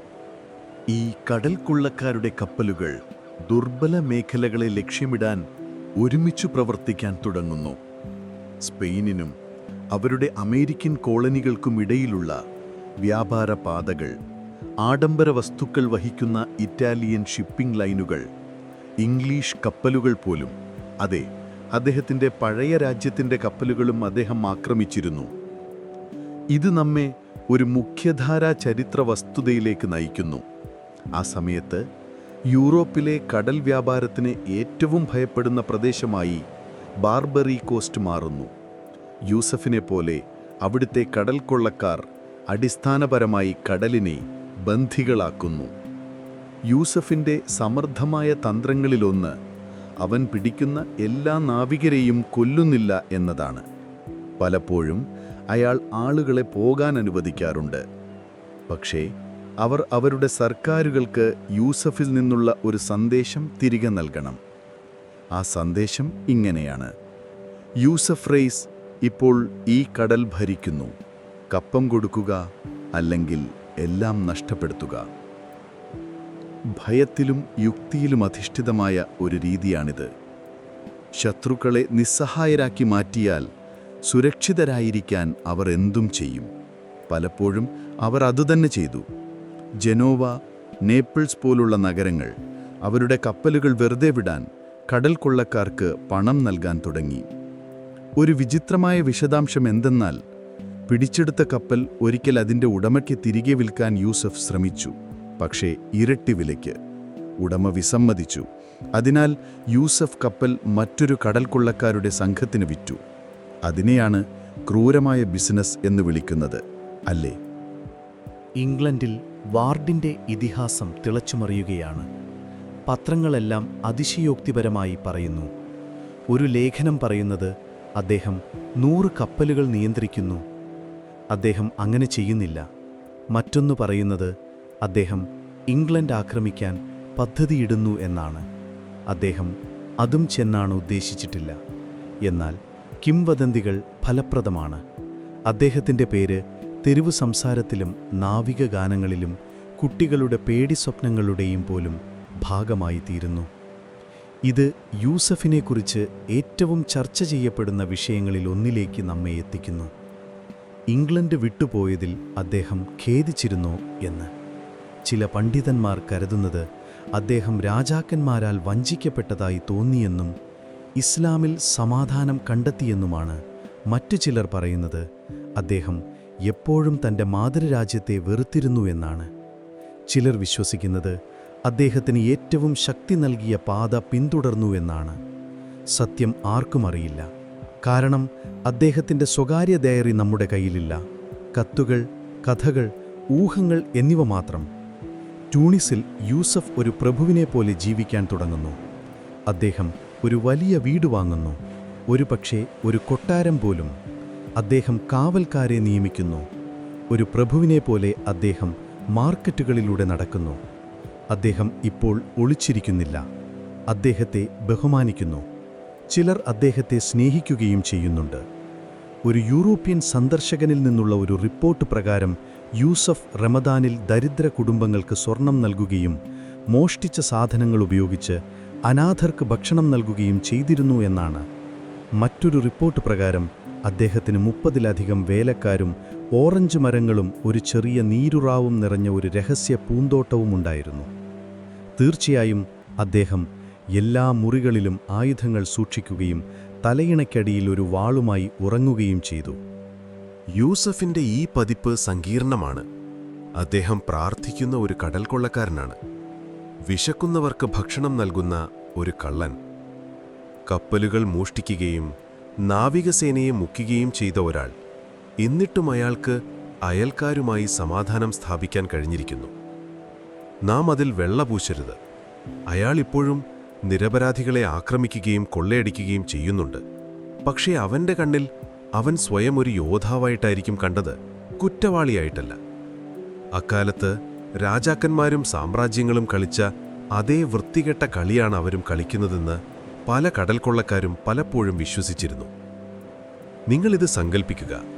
ഇപ്പോൾ 50 വയസ്സുള്ള യൂസഫ് ഒരു ഈന്തപ്പനയുടെ തണലിലിരുന്ന് തണുത്ത വെള്ളം കുടിക്കുന്നു. ടുണീഷ്യയിലുടനീളം പ്രാർത്ഥനയ്ക്കുള്ള ആഹ്വാനം കേൾക്കുന്നു. അവൻ്റെ താടി നരച്ചിരിക്കുന്നു. പക്ഷേ അവൻ്റെ കണ്ണുകൾ ഇപ്പോഴും ചക്രവാലം പരിശോധിക്കുന്നു. ഈ ജീവിതം എന്നേക്കുമായി നിലനിൽക്കില്ലെന്ന് അവൻ അറിയാം. പക്ഷേ അയാളുടെ കഥ ഇതുവരെ അവസാനിച്ചിട്ടില്ല. എന്താണെന്ന് ഊഹിക്കാമോ? അവൻ്റെ പ്രശസ്തി പുതിയൊരു അതിർത്തി കടക്കാൻ പോകുന്നു. പത്രങ്ങളിലും തുറമുഖ നഗരങ്ങളിലും മാത്രമല്ല, അതിലും നിലനിൽക്കുന്ന ഒന്നിലേക്ക്, ഇതിഹാസങ്ങളിലേക്ക്. പീരങ്കി കൊണ്ടോ വാളുകൊണ്ടോ യൂസഫിനെ കൊല്ലാൻ കഴിയില്ലെന്ന് നാവികരുടെ ഇടയിൽ ഒരു കഥ വളർന്നു വരുന്നു. കടലുമായി അദ്ദേഹം ഒരു കരാറുണ്ടാക്കിയിരിക്കുന്നു. അയാളൊരു മനുഷ്യനല്ല, അയാളൊരു പ്രേതമാണെന്നൊക്കെയാണ് ആ കഥകൾ പ്രചരിപ്പിക്കുന്നത്. തീർച്ചയായും തികച്ചും തെറ്റാണ്. പക്ഷേ സങ്കൽപ്പിക്കാൻ രസമാണ്. പ്രായമായിട്ടും യൂസഫ് ഇപ്പോഴും കപ്പൽ കയറുന്നു. അദ്ദേഹം സ്വയം ദൗത്യങ്ങൾ നയിക്കുന്നു. അദ്ദേഹം യുവ കടൽക്കൊള്ളക്കാരുടെ ക്യാപ്റ്റന്മാരെ പരിശീലിപ്പിക്കുന്നു. അദ്ദേഹം ജാഗ്രതയോടെ ആക്രമണങ്ങൾ ആസൂത്രണം ചെയ്യുന്നു. എപ്പോഴും ശത്രു നാവികസേനയേക്കാൾ ഒരു പടി മുന്നിൽ നിൽക്കുന്നു. അവസാനം എല്ലാ കടൽ കൊള്ളക്കാർക്കും എന്താണ് സംഭവിക്കുന്നതെന്ന് നമുക്കറിയാം. നിങ്ങൾ ഒരിക്കൽ പിടിക്കപ്പെടും, അല്ലെങ്കിൽ നിങ്ങൾക്ക് പ്രായമാകും. ഒരു കാലത്ത് ഇംഗ്ലണ്ടിലെ ഒരു പട്ടണത്തിൽ മാത്രം കേട്ടുകൊണ്ടിരുന്ന ജോൺ വാർഡ് ഇന്ന് യൂസഫ് റീസ് എന്ന പേരിൽ യൂറോപ്പിലുടനീളം ഒരു കൊടുങ്കാറ്റ് പോലെ പ്രതിധ്വനിക്കുന്നു. മെഡിറ്ററേനിയൻ കടലിലെ ഓരോ നാവികസേനയ്ക്കും ഇപ്പോൾ യൂസഫിൻ്റെ പേരറിയാം. എല്ലാ വ്യാപാര കപ്പലുകളും അവരുടെ യാത്രാമധ്യേ അദ്ദേഹത്തിൻ്റെ കപ്പലുകൾ ചക്രവാളത്തിൽ കാണരുതെന്ന് പ്രാർത്ഥിക്കുന്നു. എല്ലാ സർക്കാരുകളും, പ്രത്യേകിച്ച് ഇംഗ്ലണ്ട്, ഇറ്റലി, സ്പെയിൻ എന്നിവിടങ്ങളിലെ ഗവൺമെൻറ്റുകൾ അദ്ദേഹം പോകാൻ ആഗ്രഹിക്കുന്നു. പ്രത്യേകിച്ച് വെനീസ് ഇപ്പോൾ യൂറോപ്പിലെ ഏറ്റവും സമ്പന്നവും ശക്തവുമായ നഗരസംസ്ഥാനങ്ങളിൽ ഒന്നാണ്. ആ ശക്തി അവർക്ക് കിട്ടിയത് അവരുടെ നാവികസേനയിൽ നിന്നും, വ്യാപാര പാതകളിൽ നിന്നും, കടലിലെ സുവർണ പ്രശസ്തിയിൽ നിന്നുമാണ്. വെനീസിൻ്റെ കപ്പലുകൾ ആക്രമിച്ച് അവരുടെ നിധി മോഷ്ടിക്കാൻ മാത്രം ധൈര്യം കാണിക്കുന്നത് ആരായിരിക്കും? അതെ, യൂസഫ് റീസ്. വെനീസ് ഇപ്പോൾ രോഷാകുലരാണ്. യൂസഫിനെ കൈമാറണമെന്നാവശ്യപ്പെട്ട് അവർ ഓട്ടോമാൻ സാമ്രാജ്യത്തിന് കത്തുകൾ അയക്കുന്നു. ക്രിസ്ത്യാനികൾക്കെതിരായ കുറ്റങ്ങൾ അവർ യൂസഫിനെതിരെ ആരോപിക്കുന്നു. അദ്ദേഹത്തിൻ്റെ അറസ്റ്റിനായി ചർച്ച നടത്താൻ അവർ ടുണീഷ്യയിലേക്ക് നയതന്ത്രജ്ഞരെ പോലും അയക്കുന്നു. പക്ഷേ അതിൽ പ്രത്യേകിച്ച് ഫലമൊന്നുമുണ്ടായില്ല. കാരണം യൂസഫ് ഇപ്പോൾ അവരുടെ സംരക്ഷണത്തിലാണ്. ഏഷ്യ, ആഫ്രിക്ക, യൂറോപ്പ് എന്നിവിടങ്ങളിലായി വ്യാപിച്ചു കിടക്കുന്ന ഒരു ഭീമൻ മുസ്ലിം സാമ്രാജ്യമായ ഓട്ടോമാൻ സാമ്രാജ്യത്തിൻ്റെ ഭരണത്തിന് കീഴിലാണ് ടുണീസ്. യൂറോപ്യന്മാർ എന്തു ചെയ്യണമെന്ന് പറഞ്ഞു നിർദ്ദേശിക്കുന്നത് ഓട്ടോമാൻ ഭരണാധികാരികൾക്ക് ഇഷ്ടമല്ല. മാത്രമല്ല, യൂസഫ് അവർക്ക് മോഷ്ടിച്ച നിധി നൽകുന്നു. പിന്നെ ശക്തി, അധികാരം, ഭയം എല്ലാം കൊണ്ടും അവൻ ഉപയോഗപ്രദനാണ്. എന്നിരുന്നാലും യൂറോപ്പ് ഉപേക്ഷിക്കുന്നില്ല. യൂസഫിൻ്റെ പഴയ ജന്മനാടായ ഇംഗ്ലണ്ടിൽ അവൻ ഗോസിപ്പുകളുടെയും പത്രവാർത്തകളുടെയും സർക്കാർ ചർച്ചകളുടെയും വിഷയമായി മാറുന്നു. ഈ കാലഘട്ടത്തിൽ മതവും രാഷ്ട്രീയവും പരസ്പരം ആഴത്തിൽ ബന്ധപ്പെട്ടിരിക്കുന്നു. ഇസ്ലാമിലേക്ക് പരിവർത്തനം ചെയ്യുന്ന ഒരു ഇംഗ്ലീഷുകാരനെ വിചിത്രമായിട്ടല്ല, വഞ്ചനയായിട്ടാണ് കാണുന്നത്. എല്ലാറ്റിലും ഏറ്റവും മോശമായ കുറ്റകൃത്യം അദ്ദേഹം ചെയ്തതായി ചിലർ വിശ്വസിച്ചു. ദൈവത്തിനും രാജാവിനുമെതിരായ രാജ്യദ്രോഹം. ജോൺ വാർഡ് മുസ്ലിം ആയതിനു ശേഷം ആടിനെപ്പോലെ കൊമ്പുകൾ വളർത്തിയതായി ഒരു പത്രമെഴുതി. അത് തീർച്ചയായും സത്യമല്ല, പക്ഷെ കിംവദന്തികൾ എത്രത്തോളം വന്യവും വെറുപ്പുളവാക്കുന്നതുമാണെന്ന് ഇത് കാണിക്കുന്നു. യൂസഫിന് ഈ കഥകളെക്കുറിച്ചെല്ലാം അറിയാമായിരുന്നു. അദ്ദേഹത്തിന് അതൊന്നും പ്രശ്നമായിരുന്നില്ല. വസ്തുത്തിൽ യൂസഫ് അവ ആസ്വദിക്കുന്നതായി തോന്നി.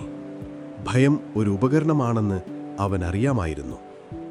ആളുകൾ താൻ ശപിക്കപ്പെട്ടവനാണെന്നോ മാന്ത്രികനാണെന്നോ കരുതിയിരുന്നെങ്കിൽ അവർ അവനോട് പോരാടാനുള്ള സാധ്യത കുറവായിരുന്നു.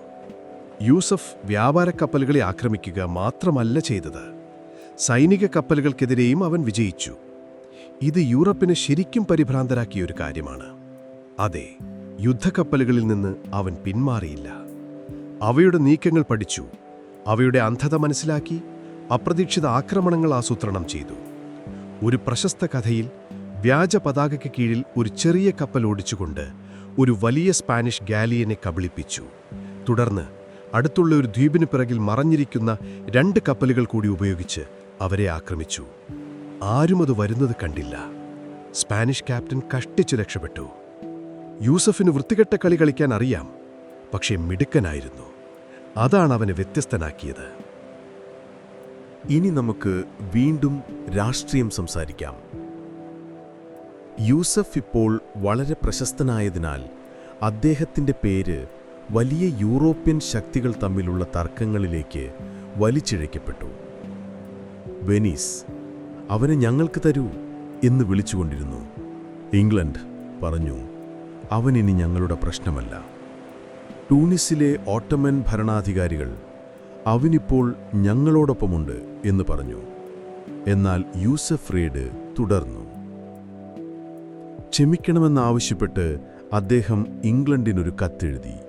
അതെ, അദ്ദേഹം പറഞ്ഞു, എൻ്റെ കടൽ കൊള്ള കഴിഞ്ഞു, ഞാൻ വീട്ടിലേക്ക് മടങ്ങട്ടെ. പക്ഷെ മിക്ക ആളുകളും വിശ്വസിക്കുന്നത് അദ്ദേഹം ഗൗരവമുള്ള ആളല്ല എന്നാണ്. അദ്ദേഹം വെറുതെ പരീക്ഷിക്കുക മാത്രമാണ്. ഇംഗ്ലീഷ് സർക്കാർ അതിൽ വീണില്ല. അവർ അദ്ദേഹത്തെ നിരസിച്ചു. അടുത്തതായി അദ്ദേഹം വീണ്ടും കൂടുതൽ ഇംഗ്ലീഷ് കപ്പലുകൾ റെയ്ഡ് ചെയ്യാൻ തുടങ്ങി. യൂസഫ് ടൂണിസിലെ തൻ്റെ മാളികയിലിരുന്ന് ഒരു ഓറഞ്ച് മരത്തിനടിയിൽ തണുത്ത വെള്ളം കുടിക്കുന്നു. ഇംഗ്ലണ്ടിൽ നിന്നുള്ള വാർത്തകൾ വായിക്കുന്നു. അവിടെ അവർ അദ്ദേഹത്തെ പിശാച് എന്ന് വിളിക്കുന്നു. തുടർന്ന് പിറ്റേന്ന് രാവിലെ മറ്റൊരു ഇംഗ്ലീഷ് ചരക്ക് കപ്പൽ കൊള്ളയടിക്കാൻ തൻ്റെ സംഘത്തോട് കൽപ്പിക്കുന്നു. ഈ സമയത്ത് യൂസഫ് പരിഭ്രാന്തനായി മാറിയതായി ചില റിപ്പോർട്ടുകൾ പറയുന്നു. അദ്ദേഹം തൻ്റെ സംഘത്തിലെ എല്ലാവരെയും വിശ്വസിച്ചിരുന്നില്ല.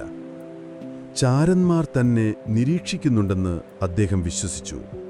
അദ്ദേഹം പലപ്പോഴും വീടുകൾ മാറി സമീപത്ത് ആയുധരായ കാവൽക്കാരുള്ള അതിഥികളെ മാത്രമേ അദ്ദേഹം സന്ദർശിച്ചിരുന്നുള്ളൂ. അത് അർത്ഥവന്തമാണ്. അദ്ദേഹം വളരെയധികം ശത്രുക്കളെ ഉണ്ടാക്കിയിരുന്നു. പഴയ കടൽ കൊള്ളക്കാരുടെ സുഹൃത്തുക്കൾ, എതിരാളികളായ കടൽ കപ്പിത്താന്മാർ, മുഴുവൻ രാജ്യങ്ങൾ തുടങ്ങി അനവധി ശത്രുക്കൾ അദ്ദേഹത്തിനുണ്ട്. അദ്ദേഹത്തിന് പ്രായം കൂടി വരുന്നു. ഒരുപക്ഷെ ആദ്യത്തെ പോലെ അദ്ദേഹത്തിൻ്റെ കൈകളിൽ വാള് തഴങ്ങുന്നില്ലായിരുന്നു. അദ്ദേഹത്തിൻ്റെ കാഴ്ചശക്തി അത്ര മൂർച്ചയുള്ളതായിരുന്നില്ല.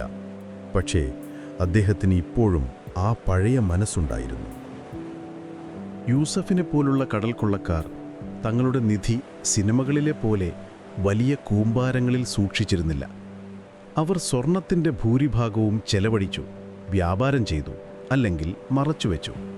ചിലർ അത് അയാൾ കുഴിച്ചിട്ടു എന്നുവരെ കരുതുന്നു. മറ്റുള്ളവർ പറയുന്നത് അയാൾ അത് രത്നങ്ങളും ആഭരണങ്ങളുമാക്കി മാറ്റി. അതയാൾ കൊണ്ടുപോകാനും നിശബ്ദമായി വിൽക്കാനും എളുപ്പമാണ്. യൂസഫിനോട് കടുത്ത ശത്രുത പുലർത്തിയിരുന്ന യൂറോപ്യന്മാർ എപ്പോഴെങ്കിലും തന്നെ തട്ടിക്കൊണ്ടുപോകാൻ ശ്രമിച്ചാൽ അതിൽ നിന്നും രക്ഷപ്പെടാൻ വേണ്ടി അദ്ദേഹം തൻ്റെ വീടിനടിയിൽ ഒരു രഹസ്യ തുരങ്കമുണ്ടാക്കിയിരുന്നു. ആരും ഒരിക്കലും ആ തുരങ്കം കണ്ടെത്തിയിട്ടില്ല. ഇപ്പോൾ ലോകം മാറിക്കൊണ്ടിരിക്കുന്നു.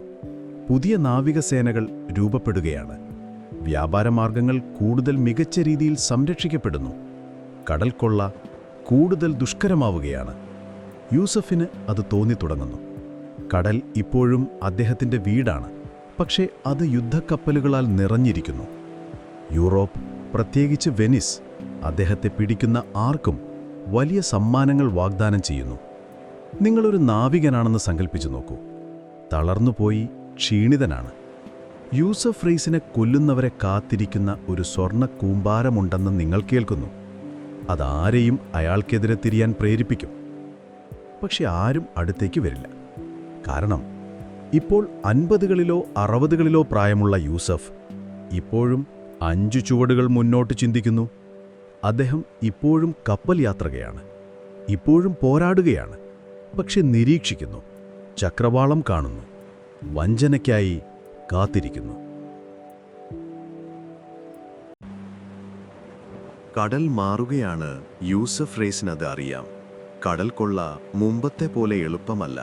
കൂടുതൽ യുദ്ധക്കപ്പലുകൾ കടലിൽ പട്രോളിംഗ് നടത്തുന്നു.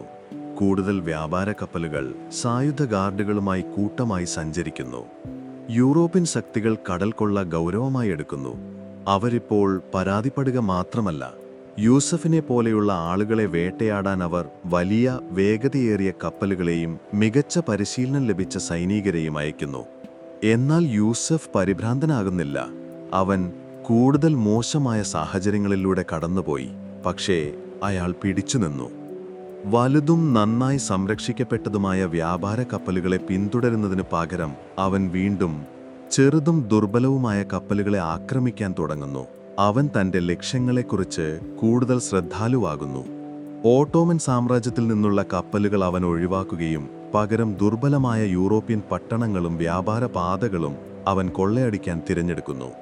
അദ്ദേഹത്തിൻ്റെ ഈ ബുദ്ധി ഒരു നല്ല കടൽക്കൊള്ളക്കാരൻ്റെ അടയാളമാണ്. പക്ഷേ സമയം അവനെ പിടികൂടുന്നു എന്നതിൻ്റെ ഒരു സൂചന കൂടിയാണിത്. യൂസഫ് ഇപ്പോഴും കപ്പലോടിക്കുന്നു, ഇപ്പോഴും റെയ്ഡ് ചെയ്യുന്നു, ഇപ്പോഴും വിജയിക്കുന്നു. പക്ഷേ പലപ്പോഴും അത്ര എളുപ്പവുമല്ല കാര്യങ്ങൾ. ജോലി ചെയ്യാൻ അവൻ ജൂനിയർ ക്യാപ്റ്റന്മാരെ അയക്കാൻ തുടങ്ങുന്നു. ഇവർ അദ്ദേഹം സ്വയം പരിശീലിപ്പിച്ച കടൽ കൊള്ളക്കാരാണ്. കടലിന് കുറുകെയുള്ള നാവികരുടെ ഹൃദയങ്ങളിൽ ഭയം ജനിപ്പിക്കാൻ അവർ യൂസഫിന്റെ ഭൂപടങ്ങളും തന്ത്രങ്ങളും പേരും ഉപയോഗിക്കുന്നു. പക്ഷേ ഒരു കാര്യം, നിങ്ങൾ നിങ്ങളുടെ രഹസ്യങ്ങൾ കൂടുതൽ പങ്കിടും തോറും നിങ്ങൾക്ക് കൂടുതൽ ശക്തി നഷ്ടപ്പെടും. താമസിയാതെ അദ്ദേഹത്തിന്റെ ചില ക്യാപ്റ്റന്മാർ തെമ്മാടികളാകാൻ തുടങ്ങുന്നു. അവർ സ്വർണമെടുക്കുന്നു, കപ്പലുകൾ കൈവശം വയ്ക്കുന്നു, തിരികെ റിപ്പോർട്ട് ചെയ്യുന്നില്ല. ഒരാൾ പുതിയ യൂസഫ് റൈസ് ആണെന്ന് പോലും അവകാശപ്പെടുന്നു. അതൊരു ധൈര്യമുള്ള നീക്കമാണ്.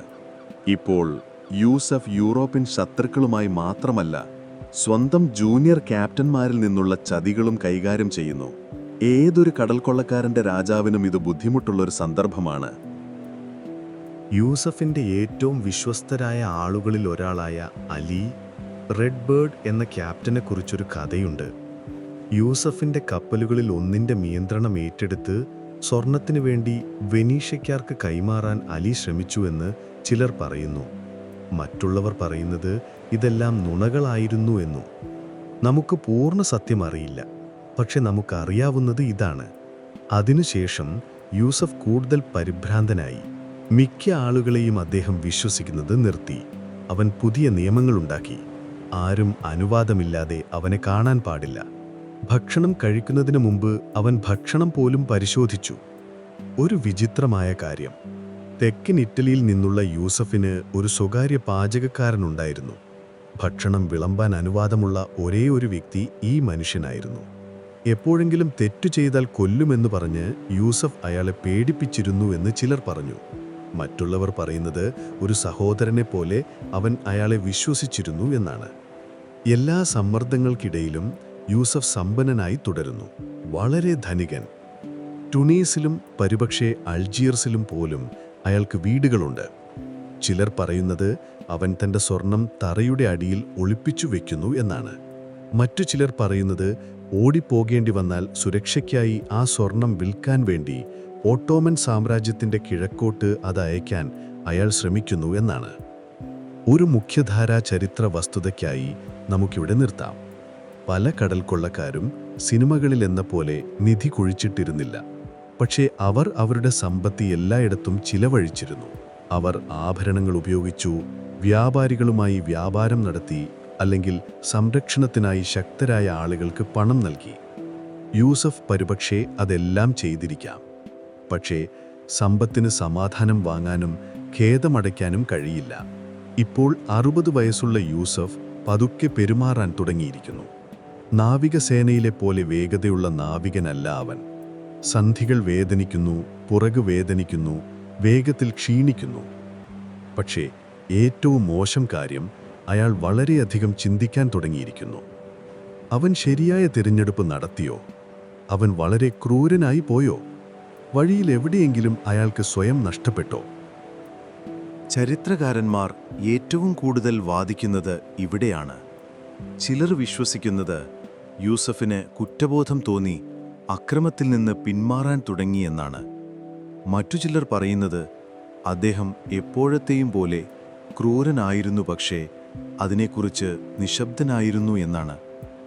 ചിലർ കരുതുന്നത് അദ്ദേഹം ഇംഗ്ലണ്ടിലേക്ക് മടങ്ങാൻ ആഗ്രഹിച്ചിരുന്നു, പക്ഷേ എപ്പോഴെങ്കിലും അവിടെ കാലുകുത്തിയാൽ വധിക്കപ്പെടുമെന്ന് അദ്ദേഹത്തിന് അറിയാമായിരുന്നു എന്നാണ്. നമുക്കറിയാം, അദ്ദേഹം ഒരിക്കലും തിരിച്ചു പോകാൻ ആഗ്രഹിക്കുന്നില്ല. എന്നാൽ ഇംഗ്ലണ്ട് അദ്ദേഹത്തെക്കുറിച്ച് സംസാരിച്ചുകൊണ്ടിരുന്നു. ഇറ്റലിയും സ്പെയിനും അയാളെ പിടിക്കാൻ ശ്രമിക്കുന്നു. വാർദ്ധക്യത്തിലെത്തിയപ്പോഴും യൂസഫ് പരിഹരിക്കാൻ കഴിയാത്ത ഒരു പ്രശ്നമായി തുടർന്നു. വർഷങ്ങൾക്ക് മുമ്പ് റെനിയേറ ഈ സോഡരിന കപ്പൽ മോഷണത്തിൽ കുപിതരായ വിനീഷ്യക്കാർ അദ്ദേഹത്തെ കൊല്ലാനോ പിടികൂടാനോ കഴിയുന്ന ആർക്കും വലിയ പാരിതോഷികം വാഗ്ദാനം ചെയ്തു. എന്നിട്ടും അദ്ദേഹം ജീവിച്ചിരിപ്പുണ്ടായിരുന്നു. ഒരു അംബാസഡർ ടുണീഷ്യയിലെ പ്രാദേശിക നേതാക്കൾക്ക് യൂസഫിനെ ഉറ്റിക്കൊടുക്കാൻ കൈക്കൂലി നൽകാൻ പോലും ശ്രമിച്ചു. അതും പരാജയപ്പെട്ടു. യൂസഫ് അവർക്ക് കൂടുതൽ പണം നൽകി. ആരെങ്കിലും അദ്ദേഹത്തെ വിഷം കൊണ്ട് കൊല്ലുകയോ തെരുവുകളിൽ കുത്തിക്കൊല്ലുകയോ കപ്പലുകൾ കത്തിക്കുകയോ ചെയ്തേക്കാമെന്ന അഭ്യൂഹങ്ങളുണ്ടായിരുന്നു. അതുകൊണ്ടായിരിക്കാം യൂസഫ് ഒറ്റയ്ക്കു പോകുന്നത് നിർത്തിയത്. മാർക്കറ്റിൽ നിന്ന് റൊട്ടിയോ ഈത്തപ്പഴമോ വാങ്ങാൻ അദ്ദേഹം 2 ഗാർഡുകളുമായി നടക്കാൻ തുടങ്ങി. അയാളിപ്പോൾ ഭയപ്പെടുന്നു. അയാൾ ക്ഷീണിതനുമാണ്. കടൽ കൊള്ളക്കാർ മരണത്തേക്കാൾ ഭയപ്പെടുന്ന ഒരു കാര്യം മറവിയായിരുന്നു. അതുകൊണ്ടാണ് യൂസഫ് തൻ്റെ അവസാന വർഷങ്ങളിൽ യുവനാവികരോട് കഥകൾ പറയാൻ തുടങ്ങിയത്. നക്ഷത്രങ്ങളെ എങ്ങനെ വായിക്കാമെന്നും പതിയിരുന്ന ആക്രമണം എങ്ങനെ ആസൂത്രണം ചെയ്യാമെന്നും കപ്പലുകൾ എങ്ങനെ പാറക്കെട്ടുകൾക്കിടയിൽ ഒളിപ്പിക്കാമെന്നും അദ്ദേഹം അവരെ പഠിപ്പിച്ചു. ആരും തൻ്റെ കഥ ശരിയായി പറയുമെന്ന് വിശ്വസിക്കാത്തതിനാൽ അദ്ദേഹം തൻ്റെ ജീവിതകഥ എഴുതിയതായും പിന്നീടത് കത്തിച്ചതായും ഒരു കിംവദന്തിയുണ്ട്. സങ്കൽപ്പിക്കുക, യഥാർത്ഥ ക്യാപ്റ്റൻ ജാക്ക് സ്പാരോ ആയ ജോൺ വാർഡ് ഒരു എണ്ണവിളക്കിനടുത്തിരുന്ന് മഷിപുരണ്ട വിരലുകൾ കൊണ്ട് തൻ്റെ കഥ എഴുതി പിന്നീടത് തീയിലേക്കെറിയുന്നു. എന്തുകൊണ്ട്? ഒരുപക്ഷെ ലജ്ജയായിരിക്കാം, ഒരുപക്ഷെ അഭിമാനമായിരിക്കാം, ഒരുപക്ഷെ രണ്ടും. ലോകം അവൻ്റെ ചുറ്റും മാറാൻ തുടങ്ങിയപ്പോഴും യൂസഫിൻ്റെ ഇതിഹാസം വളർന്നുകൊണ്ടിരുന്നു. മത്സ്യത്തൊഴിലാളികൾ മൂടൽമഞ്ഞിൽ തൻ്റെ കപ്പൽ കാണുന്ന കഥകൾ പറയുന്നു. കടൽ തീരങ്ങളിൽ അയാളുടെ പ്രേതത്തെ കണ്ടതായി കുട്ടികൾ അവകാശപ്പെട്ടു. കാറ്റിൽ അവൻ്റെ പേരു മന്ത്രിക്കുന്നത് കേട്ടാൽ അതിനർത്ഥം ഒരു കൊടുങ്കാറ്റ് വരുമെന്നാണെന്ന് നാവികർ പറയുന്നു. ഐതിഹ്യങ്ങൾ പ്രവർത്തിക്കുന്നതിങ്ങനെയാണ്. യഥാർത്ഥ മനുഷ്യൻ മരിച്ചതിന് ശേഷവും വളരെക്കാലം കഴിഞ്ഞിട്ടും അവ വളരുന്നു. യൂസഫ്, അവൻ ഇതുവരെ പൂർണ്ണമായും പോയിട്ടില്ല. പക്ഷെ തിരമാലകൾ ശാന്തമാവുകയാണ്. നാണയങ്ങൾ അത്രയും തിളക്കത്തോടെ തിളങ്ങുന്നില്ല. രാത്രി കൂടുതൽ നീണ്ടു നിൽക്കുന്നു. അവസാനം അടുത്തിരിക്കുന്നു. തിരമാലകൾ ഇപ്പോൾ മുമ്പത്തേക്കാൾ പതുക്കെ ഓളമടിക്കുകയാണ്. ഒരു കാലത്ത് ശത്രുക്കളെ മറികടന്ന് കപ്പൽ ഇപ്പോൾ തുറമുഖത്ത് പതുക്കെ തിരയുടെ അലയടിക്കൊപ്പം ചലിക്കുകയാണ്. കണ്ണുകളിൽ തീയുമായി യുദ്ധത്തിനിറങ്ങിയ മനുഷ്യൻ ഇപ്പോൾ ഒരു തണലിലിരുന്ന് മസാല ചായ കുടിക്കുന്നു. ജോൺ വാർഡ് എന്ന യൂസഫ് റെയ്സ് എന്നാൽ ഇപ്പോൾ പ്രായമാകുകയാണ്. എന്നാൽ വിചിത്രമെന്നു പറയട്ടെ, അദ്ദേഹത്തിൻ്റെ ഇതിഹാസം വീണ്ടും ചെറുപ്പമാകാൻ പോകുകയാണ്. എങ്ങനെയെന്നാൽ ആളുകൾക്ക് കഥകളിഷ്ടമാണ്, പ്രത്യേകിച്ച് കടൽ കൊള്ളക്കാരെക്കുറിച്ചുള്ള കഥകൾ. യൂസഫിൻ്റെ കഥയിൽ എല്ലാമുണ്ട്. പാവപ്പെട്ട അവസ്ഥയിൽ നിന്ന് സമൃദ്ധിയിലേക്ക് സമ്പത്തിൻ്റെ കെട്ടുകഥകൾ, കടൽ യുദ്ധങ്ങൾ, വിശ്വാസവഞ്ചന, നഷ്ടപ്പെട്ട നിധി, മതം, മോചനം, നിഗൂഢത, അങ്ങനെ എല്ലാമുണ്ട്. അവനെ ആളുകൾ സാധാരണ മനുഷ്യനായി മാത്രമല്ല, അതിനേക്കാളും വലിയൊരാളായി കാണാൻ തുടങ്ങിയതിൽ അത്ഭുതമൊന്നുമില്ല. അവൻ പതിയെ ഒരു കഥാപുരുഷനായി മാറി, ഒരു കഥയിലെ കഥാപാത്രം പോലെ. നമുക്കെല്ലാവർക്കും പരിചിതമായ ഒരു മുഖമാണ് ക്യാപ്റ്റൻ ജാക്ക് സ്പാരോ. അതെ, പൈററ്റ്സ് ഓഫ് കരീബിയൻ സിനിമകളിലെ അലങ്കോട്ടിയ മുടിയുള്ള കണ്ണെഴുതിയ റം ഇഷ്ടപ്പെടുന്ന ആ കടൽ കൊള്ളക്കാരൻ. ജോണി ഡെപ്പാണ് ഈ കഥാപാത്രം അവതരിപ്പിച്ചത്. വാക്കുകളെ അമ്മാനമാടുകയും അസാധ്യമായ സാഹചര്യങ്ങളിൽ നിന്ന് രക്ഷപ്പെടുകയും ചെയ്യുന്നയാൾ. ആ കഥാപാത്രത്തിൻ്റെ ചില ഭാഗങ്ങൾ യൂസഫ് റെയ്സിൽ നിന്ന് പ്രചോദനം ഉൾക്കൊണ്ടതാണ്. ഇരുവരുടെയും തുടക്കം ഇംഗ്ലണ്ടിലായിരുന്നു.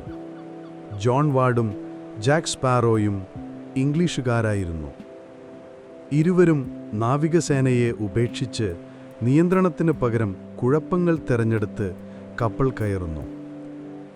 ഇരുവരും ഐഡന്റിറ്റികൾ മാറ്റുന്നുണ്ട്.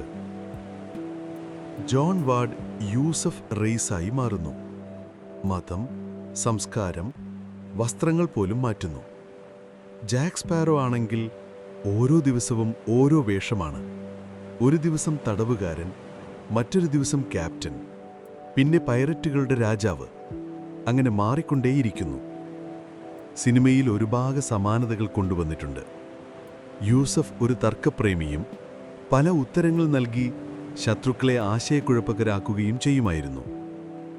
തൻ്റെ ക്രൂവിന് രക്ഷപ്പെടാൻ സമയം ലഭിക്കാൻ വേണ്ടി ഒരു നാവിക ഉദ്യോഗസ്ഥനെ മനഃപൂർവ്വം വൈകിപ്പിക്കാൻ അദ്ദേഹം അരമണിക്കൂറോളം അസംബന്ധം സംസാരിച്ചിരുന്നു. ഇതെല്ലാം തന്നെ ജാക്ക് സ്പാരോ കൃത്യമായി ആ സിനിമയിൽ ചെയ്തിട്ടുണ്ട്. പിന്നെ വേഷവും അതുപോലെ തന്നെയായിരുന്നു. യൂസഫ് വർണ്ണാഭമായ, തനിക്ക് ഇഴുകിച്ചേരാത്ത വസ്ത്രങ്ങൾ ധരിച്ചിരുന്നു. ചിലപ്പോൾ ടർക്കിഷ് വസ്ത്രങ്ങൾ, അതിനോടൊപ്പം ഇംഗ്ലീഷ് ബൂട്ടുകൾ അല്ലെങ്കിൽ സ്വർണ്ണക്കമ്മലുകൾക്കൊപ്പം തൂവൽ തൊപ്പിയും ധരിച്ചിരുന്നു. ഇതൊക്കെ കണ്ടിട്ട് അന്നത്തെ നാവികർക്ക് അദ്ദേഹത്തിന് ഭ്രാന്താണെന്ന് വരെ തോന്നിപ്പിച്ചിരുന്നു. പക്ഷേ എല്ലാവരും അദ്ദേഹത്തെ ശ്രദ്ധിക്കുന്നത് അദ്ദേഹത്തിന് ഇഷ്ടമായിരുന്നു എന്നാണ് മറ്റുള്ളവർ പറയുന്നത്. ജാക്ക് സ്പാരോയും ഇങ്ങനെ തന്നെയാണ്. എന്നാൽ ജോൺ വാർഡ് മാത്രമാണ് ഈ കഥാപാത്രത്തിന് പ്രചോദനം നൽകിയതെന്ന് നമുക്ക് ഉറപ്പിച്ചു പറയാൻ കഴിയില്ല. കടൽക്കൊള്ളക്കാരുടെ കഥാപാത്രങ്ങൾ പലപ്പോഴും നിരവധി യഥാർത്ഥ ആളുകളുടെ മിശ്രിതങ്ങളാണ്. Bartholomew Roberts, Blackbeard, Anne Bonny തുടങ്ങിയവരുടെയും ആവാം. എന്നാൽ വാർഡിൻ്റെ കഥ വ്യത്യസ്തനും ബുദ്ധിമാനുമായ, പിടിക്കാൻ കഴിയാത്ത കടൽക്കൊള്ളക്കാരൻ്റെ പ്രതിച്ഛിന്ന രൂപപ്പെടുത്താൻ സഹായിച്ചിട്ടുണ്ട്. 1600കളുടെ തുടക്കത്തിൽ ഇംഗ്ലണ്ടിലെ അച്ചടിച്ച പുസ്തകങ്ങളും നാടകങ്ങളും ജോൺ വാർഡിൻ്റെ പേരെ ഒരു വില്ലനായി പരാമർശിച്ചു. ഒരാൾ അദ്ദേഹത്തെ കടലിൻ്റെ രാജാവ് എന്നുപോലും വിളിച്ചു. മറ്റൊരാൾ അദ്ദേഹം ഒരു മത്സ്യകന്യകയെ വിവാഹം കഴിച്ചുവെന്നും പറഞ്ഞു. ഇപ്പോൾ വാസ്തവം ഫാന്റസിയുമായി ഇടകലരാൻ തുടങ്ങി. അപ്പോഴും അദ്ദേഹം ഒരു മിഥ്യയായി മാറുകയായിരുന്നു. ജോൺ വാർഡിൻ്റെ കെട്ടുകഥ അദ്ദേഹത്തിൻ്റെ ശത്രുക്കളാൽ സൃഷ്ടിക്കപ്പെട്ടതാണോ അതോ അദ്ദേഹം തന്നെ സൃഷ്ടിച്ചതാണോ എന്നാണ് ചിലർ കരുതുന്നത്. എന്നാൽ യൂറോപ്യൻ ഗവൺമെൻറ്റുകൾ ആളുകളെ ഭയപ്പെടുത്താൻ അദ്ദേഹത്തിൻ്റെ തിന്മയെ പെരുപ്പിച്ചു കാണിച്ചു എന്നാണ് മറ്റു ചിലർ ചൂണ്ടിക്കാണിക്കുന്നത്. മറ്റുള്ളവർ വിശ്വസിക്കുന്നത് വാർഡ് സ്വന്തം ഇതിഹാസം കെട്ടിപ്പടുക്കുന്നതിൽ തടസ്സങ്ങൾ വരാതിരിക്കാൻ, തന്നെ ഭയങ്കരനായി കാണിക്കാൻ സ്വയം വലിയ കഥകളുണ്ടാക്കി പറഞ്ഞുവെന്നാണ്. സത്യം ഒരുപക്ഷേ ഇതിനിടയിൽ എവിടെയോ ആയിരിക്കാം. പക്ഷേ ഇതിഹാസങ്ങൾ അതിർത്തികളിൽ നിൽക്കില്ല. വടക്കേ ആഫ്രിക്കയിൽ പോലും ആളുകൾ യൂസുഫ് റെയ്സിനെക്കുറിച്ചുള്ള കഥകൾ പറഞ്ഞു. അദ്ദേഹത്തിന് ആകാശത്തേക്ക് നോക്കി കൊടുങ്കാറ്റുകൾ വരുന്നതിനു മുമ്പ് അത് കാണാൻ കഴിയുമെന്ന് ചിലർ പറഞ്ഞു. മറ്റുള്ളവർ വിശ്വസിച്ചത് അദ്ദേഹത്തിന് ഒരു മറിഞ്ഞിരിക്കുന്ന ദ്വീപുണ്ടെന്നും അവിടെ അദ്ദേഹം യഥാർത്ഥ നിധി സൂക്ഷിച്ചിരുന്നുവെന്നുമാണ്. അൽജീഴ്സിൽ നിന്നും ആരംഭിച്ച് ട്രിപ്പോളി വരെ ഓരോ തുറമുഖത്തും ഒരാൾ പറയുമായിരുന്നു, ഞാൻ അവനെ കണ്ടിട്ടുണ്ട്, അല്ലെങ്കിൽ ഞാൻ അവനുമായി യുദ്ധം ചെയ്തിട്ടുണ്ട്, അല്ലെങ്കിൽ ഞാൻ അവൻ്റെ കപ്പലിൽ ജോലി ചെയ്തിട്ടുണ്ട്. അദ്ദേഹം ഒരു വ്യക്തിയായിരുന്നില്ല, വാർഡ് കടലിൽ നിറഞ്ഞിരുന്ന ഒരു നിഴലായിരുന്നു. ഇനി നൂറുകണക്കിന് വർഷങ്ങൾ മുന്നോട്ടു പോകുമ്പോൾ ഹോളിവുഡ് പൈറേറ്റുകളെക്കുറിച്ചുള്ള സിനിമകൾ നിർമ്മിക്കാൻ തുടങ്ങിയിരിക്കുന്നു. അവയിൽ മിക്കവും ക്ലീഷേകളാണ്. മരക്കാലുകൾ, കിളികൾ, നിധി മാപ്പുകൾ, മണ്ണിൽ നിന്നു കുഴിച്ചെടുക്കുന്ന സ്വർണം. സംവിധായകരും തിരക്കഥാകൃത്തുക്കളും പലപ്പോഴും യഥാർത്ഥ പൈറേറ്റ് ചരിത്രത്തെ ആധാരമാക്കി കഥാപാത്രങ്ങൾ സൃഷ്ടിച്ചിരുന്നു. അവർ പഴയ കടൽ പതിപ്പുകൾ പരിശോധിച്ചും പുരാതന കത്തുകൾ വായിച്ചും കാണികളെ അതിശയിപ്പിക്കുന്ന കഥകൾ കണ്ടെടുത്തുമാണ് കഥകളുണ്ടാക്കുന്നത്. അത്തരമൊരു കഥയാണ് യൂസുഫ് റെയ്സിൻ്റേത്. അതായത്, ഒരു വ്യക്തിവശങ്ങൾ മാറുന്നു, അതേസമയം സുഹൃത്തും ശത്രുവുമായി മാറുന്നു, വിചിത്രമായി വസ്ത്രം ധരിക്കുന്നു, ഒരു കൗശലക്കാരനെ പോലെ സംസാരിക്കുന്നു, മരണം പോലും വിട്ടുമാറുന്നു. ഇതെല്ലാം ഒരു സിനിമയ്ക്ക് അനുയോജ്യമാണ്.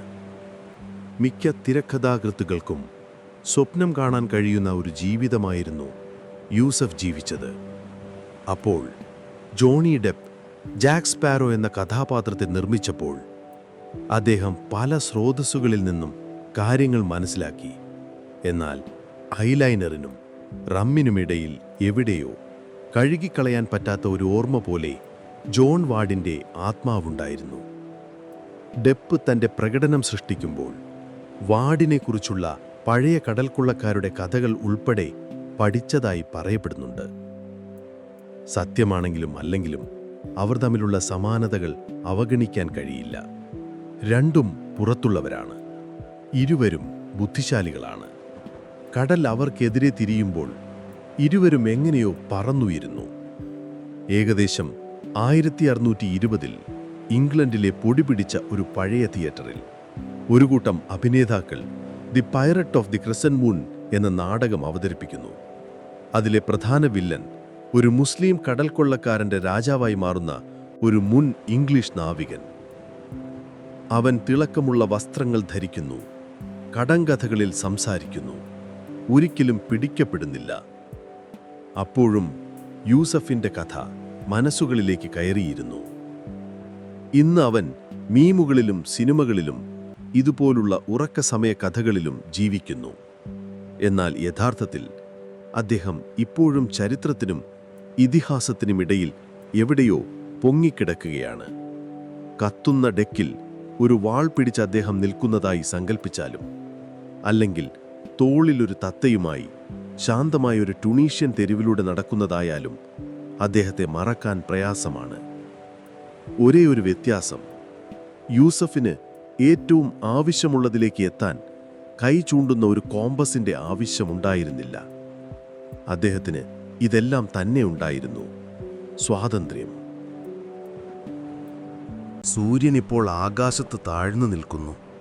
ഒരിക്കൽ ജോൺ വാർഡായിരുന്ന യൂസഫ് റെയ്സിന് ഇപ്പോൾ വേഗത കുറയുന്നു. കടലിപ്പോൾ മങ്ങിയ പോലെയാണ് അയാൾക്ക് തോന്നുന്നത്. പക്ഷേ അവൻ ഇതുവരെ അത് പൂർത്തിയാക്കിയിട്ടില്ല. പിൽക്കാല വർഷങ്ങളിൽ പോലും യൂസഫ് ചെറുതും ശാന്തവുമായ നീക്കങ്ങൾ തുടരുന്നു. അവനിനി കപ്പലുകൾക്ക് മുകളിലൂടെ ചാടുകയോ കൊടുങ്കാറ്റുകളിൽ കപ്പലുകളെ പിടിക്കാൻ ആജ്ഞാപിക്കുകയോ ചെയ്യുന്നില്ല. പകരം അവൻ മീറ്റിങ്ങുകളുടെയും ഭൂപടങ്ങളുടെയും ഓർമ്മയുടെയും ഒരു മനുഷ്യനായി മാറുന്നു.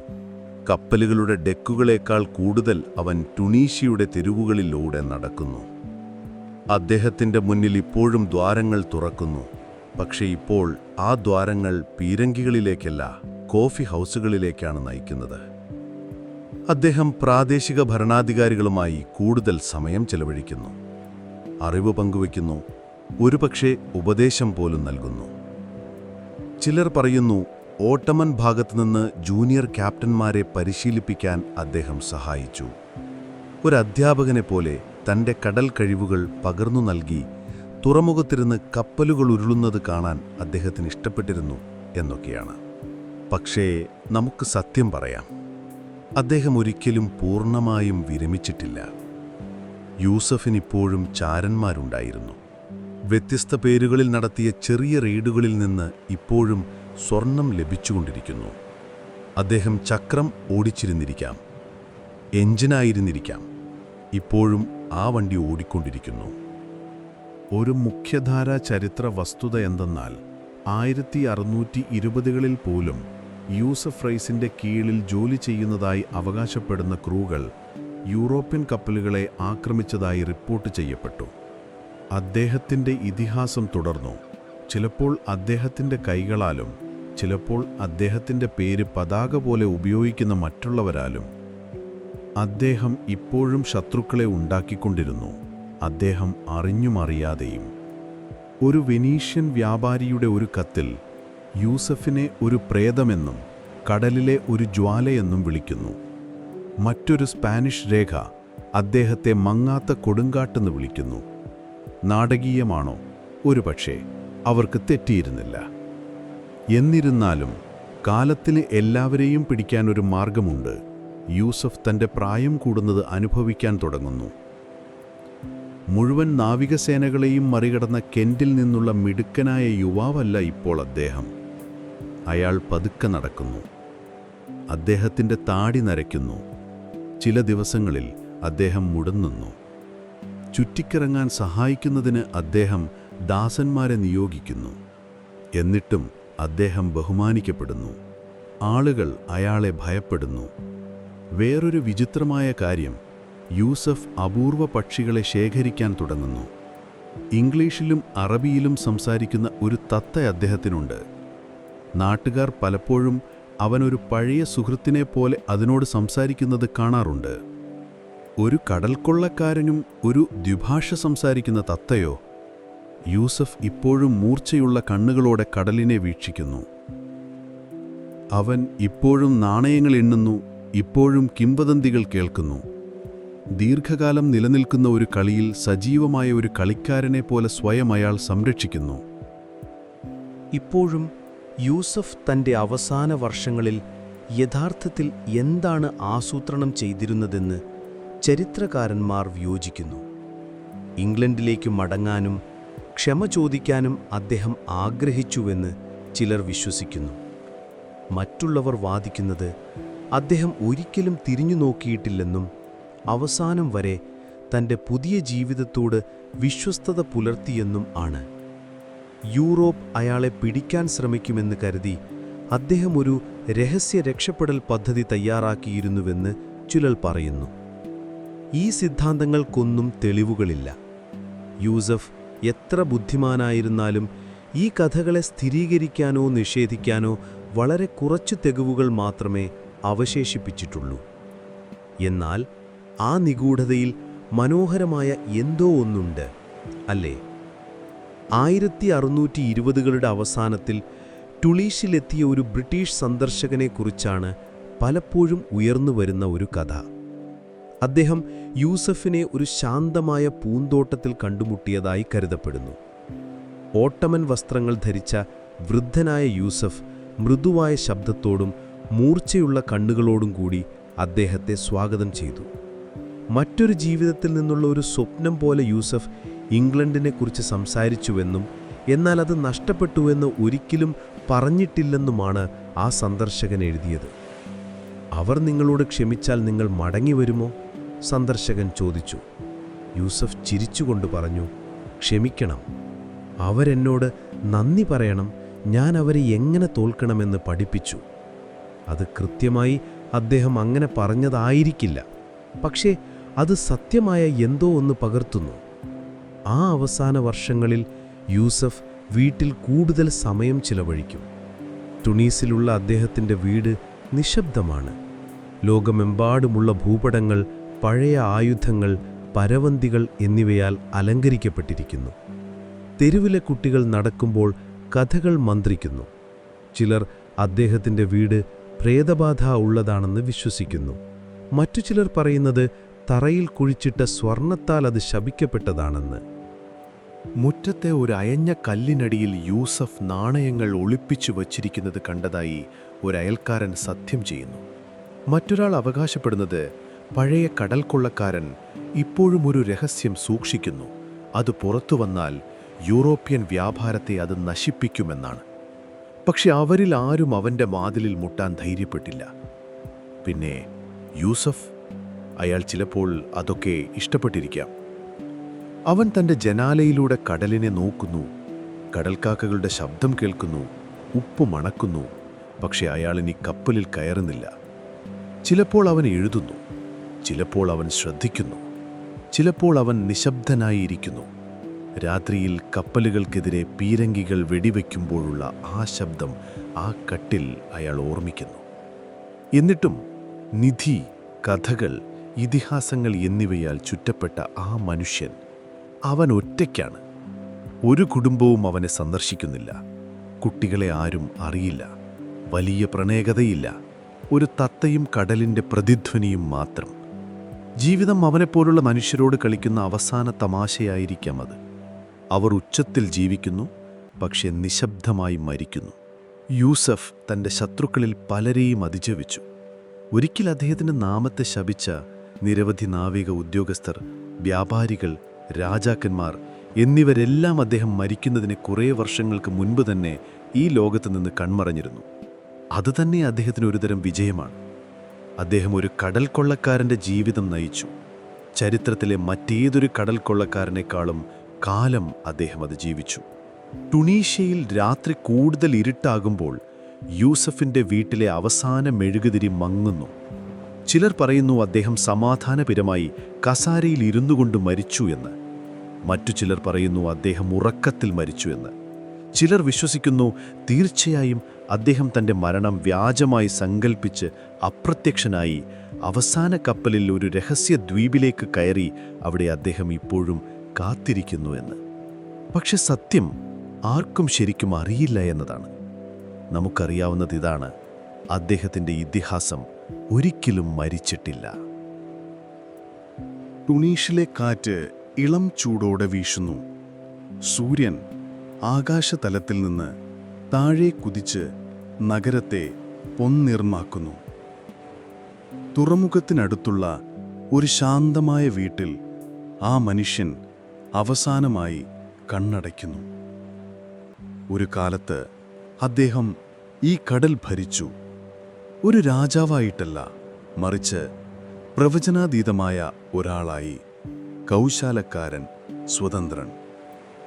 അതെ, ഒരിക്കൽ ജോൺ വാർഡായിരുന്ന യൂസഫ് ഫ്രേസ് ഇനിയില്ല. ഗംഭീരമായ ശവസംസ്കാരമില്ല, നാവിക സല്യൂട്ടില്ല, ഒരു കുടുംബവും അദ്ദേഹത്തിൻ്റെ അരികിൽ ഒത്തുകൂടിയില്ല. അദ്ദേഹം മരിച്ചത് പല പൈററ്റുകളും മരിക്കുന്ന പോലെ, നിശബ്ദമായി, ഒറ്റപ്പെട്ട്, ഒരു രഹസ്യം പോലെ. പക്ഷേ ലോകം അദ്ദേഹത്തെ മറക്കുന്നില്ല. അദ്ദേഹത്തിൻ്റെ മരണവാർത്ത യൂറോപ്പിലേക്കെത്തുമ്പോൾ പ്രതികരണങ്ങൾ അതിശയിപ്പിക്കുന്നതായിരുന്നു. ചില അധികാരികൾ ആശ്വാസമായി നെടുവീർപ്പ് വിട്ടു. ചിലരതെല്ലാം വ്യാജമാണോ എന്ന് സംശയിച്ചു. ചിലർ നന്നായി, അങ്ങനെ തന്നെ അവൻ ചാകട്ടെ എന്നായിരുന്നു.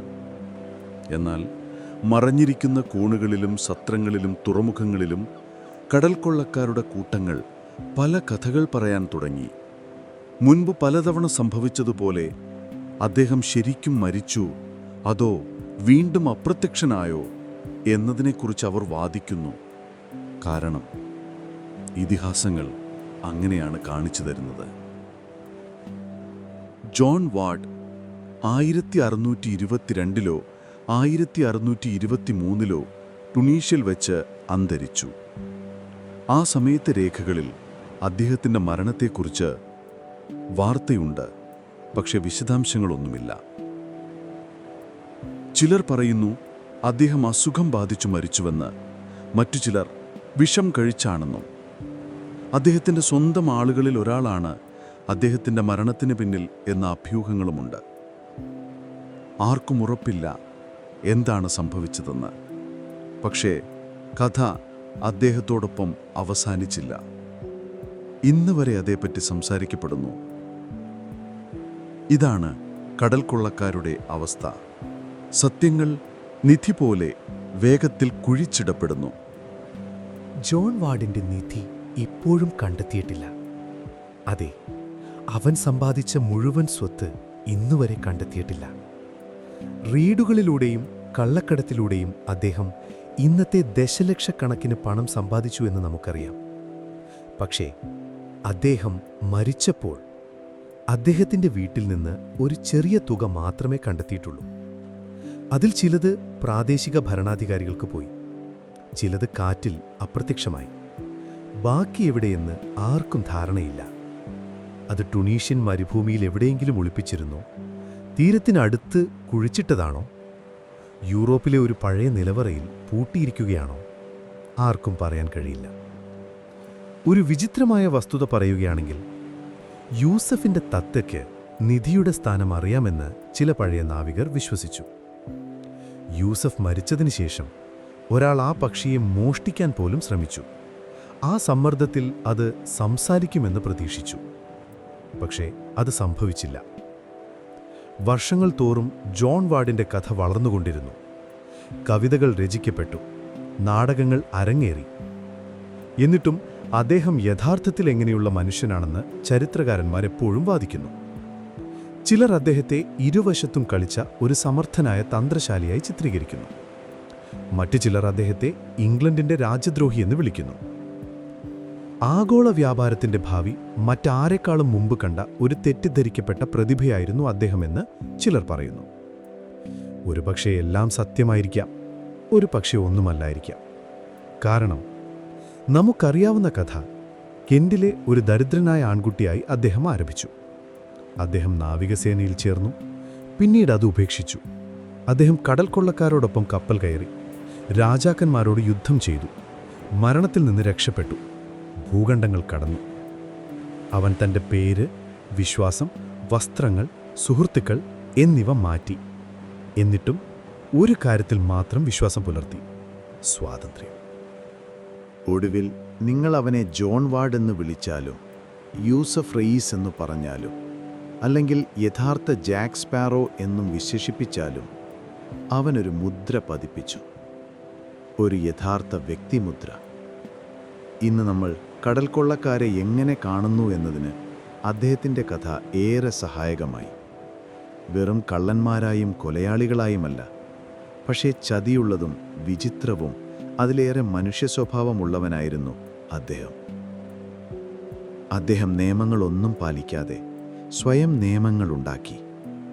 അതുകൊണ്ടാണ് നമ്മൾ ഇപ്പോഴും അദ്ദേഹത്തെക്കുറിച്ച് സംസാരിക്കുന്നത്. ഇപ്പോൾ അദ്ദേഹത്തിൻ്റെ ചുറ്റുമുള്ള ലോകത്തിന് എന്ത് സംഭവിച്ചു എന്ന് നിങ്ങൾ ചിന്തിക്കുന്നുണ്ടെങ്കിൽ, ട്യൂണിസ് വളരുകയും മാറുകയും ചെയ്തു. ഓട്ടോമൻ സാമ്രാജ്യം ഒടുവിൽ മങ്ങി. കടൽക്കൊള്ളയുടെ സുവർണകാലം അവസാനിച്ചു. സെയിൽ കപ്പലുകൾക്ക് പകരം സ്റ്റീം കപ്പലുകൾ വന്നു. മെഡിറ്ററേനിയൻ കൂടുതൽ നിയന്ത്രിതമായി. എന്നാൽ ട്യൂണിസിൻ്റെ ശാന്തമായ കോണുകളിൽ നിങ്ങളൊരു പഴയ കടയുടമയോടോ തുറമുഖ ഗാർഡിനുമോ ചോദിച്ചാൽ നിങ്ങൾക്കിപ്പോഴും മന്ത്രിപ്പുകൾ കേൾക്കാൻ കഴിയും. നീലവാതിലുള്ള ആ വീട് കണ്ടോ? അവിടെയാണ് യൂസഫ് റയീസ് താമസിച്ചിരുന്നത്. അല്ലെങ്കിൽ കുന്നുകളിലൊരു ഗുഹയുണ്ട്, ചിലർ അവൻ്റെ നിധി അവിടെയുണ്ടെന്ന് പറയുന്നു. അതിൽ ഭരിഭാഗവും വെറും സംസാരം മാത്രമാണ്. പക്ഷെ ചില കഥകൾ ഇപ്പോഴും അതിജീവിക്കുന്നു. ഇപ്പോൾ പ്രിയ സുഹൃത്തെ, നിങ്ങളും അവനെക്കുറിച്ചുള്ളൊരു കഥ അറിയുന്നു. അപ്പോൾ കപ്പലുകൾ താഴുകയും നക്ഷത്രങ്ങൾ പുറത്തുവരികയും ചെയ്യുമ്പോൾ യൂസഫിനെ അദ്ദേഹം താമസിക്കുന്നിടത്ത്, കടലിനടുത്ത് അദ്ദേഹത്തെ വിടാം. തീരത്ത് അവൻ്റെ മുടിയിൽ കാറ്റും കപ്പലിനു മുകളിൽ ചന്ദ്രനും കാണാം. ഇന്ന് രാത്രി തിരമാലകൾ ശാന്തമാണ്. കൊടുങ്കാറ്റുകളും സ്വർണവും ശബ്ദവും നിശബ്ദതയും നിറഞ്ഞ ഒരു നീണ്ട യാത്രയ്ക്ക് ശേഷം വരുന്ന ശാന്തത. പീരങ്കി വെടിവയ്പ്പിൻ്റെയും മോഷ്ടിച്ച കപ്പലുകളുടെയും പേരുകൾ മാറ്റുന്നതിൻ്റെയും കാട്ടു ഇതിഹാസങ്ങളുടെയും കഥകൾ നിങ്ങൾ കേട്ടിട്ടുണ്ട്. എന്നാൽ ഇപ്പോൾ അതെല്ലാം പതുക്കെ ഭൂതകാലത്തിലേക്ക് മങ്ങുന്നു. നിങ്ങളുടെ മനസ്സ് ഒരു ശാന്തമായ തുറമുഖത്തെ സങ്കൽപ്പിക്കട്ടെ. കാറ്റിലാടുന്ന വിളക്കുകൾ, കല്ലിടവഴികളിൽ പ്രതിധ്വനിക്കുന്ന കാൽപ്പാടുകൾ. ആ നിശ്ചലതയിലെവിടെയോ ഒരു പഴയ കടൽ കൊള്ളക്കാരൻ്റെ കഥ വിശ്രമിക്കുന്നു. ഒരുപക്ഷേ കടൽ ഇപ്പോഴും അവൻ്റെ ചിരി കാറ്റിൽ വഹിക്കുന്നു. ഇനി യുദ്ധങ്ങളില്ല, ഇനി സ്വർണമില്ല. ചരിത്രത്തിൻ്റെ നിശബ്ദതയും അവൻ്റെ കഥ അറിയുന്നതിൻ്റെ ആശ്വാസവും മാത്രം. അത് നിങ്ങളിലേക്കെത്തി. നിങ്ങൾ ശ്രദ്ധിച്ചു. അത് നിങ്ങളെയും ഇതിഹാസത്തിൻ്റെ ഭാഗമാക്കുന്നു. അതിനാൽ ഒരു ദീർഘനിശ്വാസമെടുക്കുക. പതുക്കെ പുറത്തുവിടുക. നീ ഇവിടെ സുരക്ഷിതനാണ്. പുറത്തുള്ള ലോകം കുറച്ചുകൂടി കാത്തിരിക്കാം. പായലുകൾ മടക്കിയിരിക്കുന്നു. നങ്കൂരം താഴ്ത്തി. വേലിയേട്ടം ശാന്തമാണ്. സ്വപ്നങ്ങളിലേക്ക് ഒഴുകി നീങ്ങുവാനുള്ള സമയമാണിത്.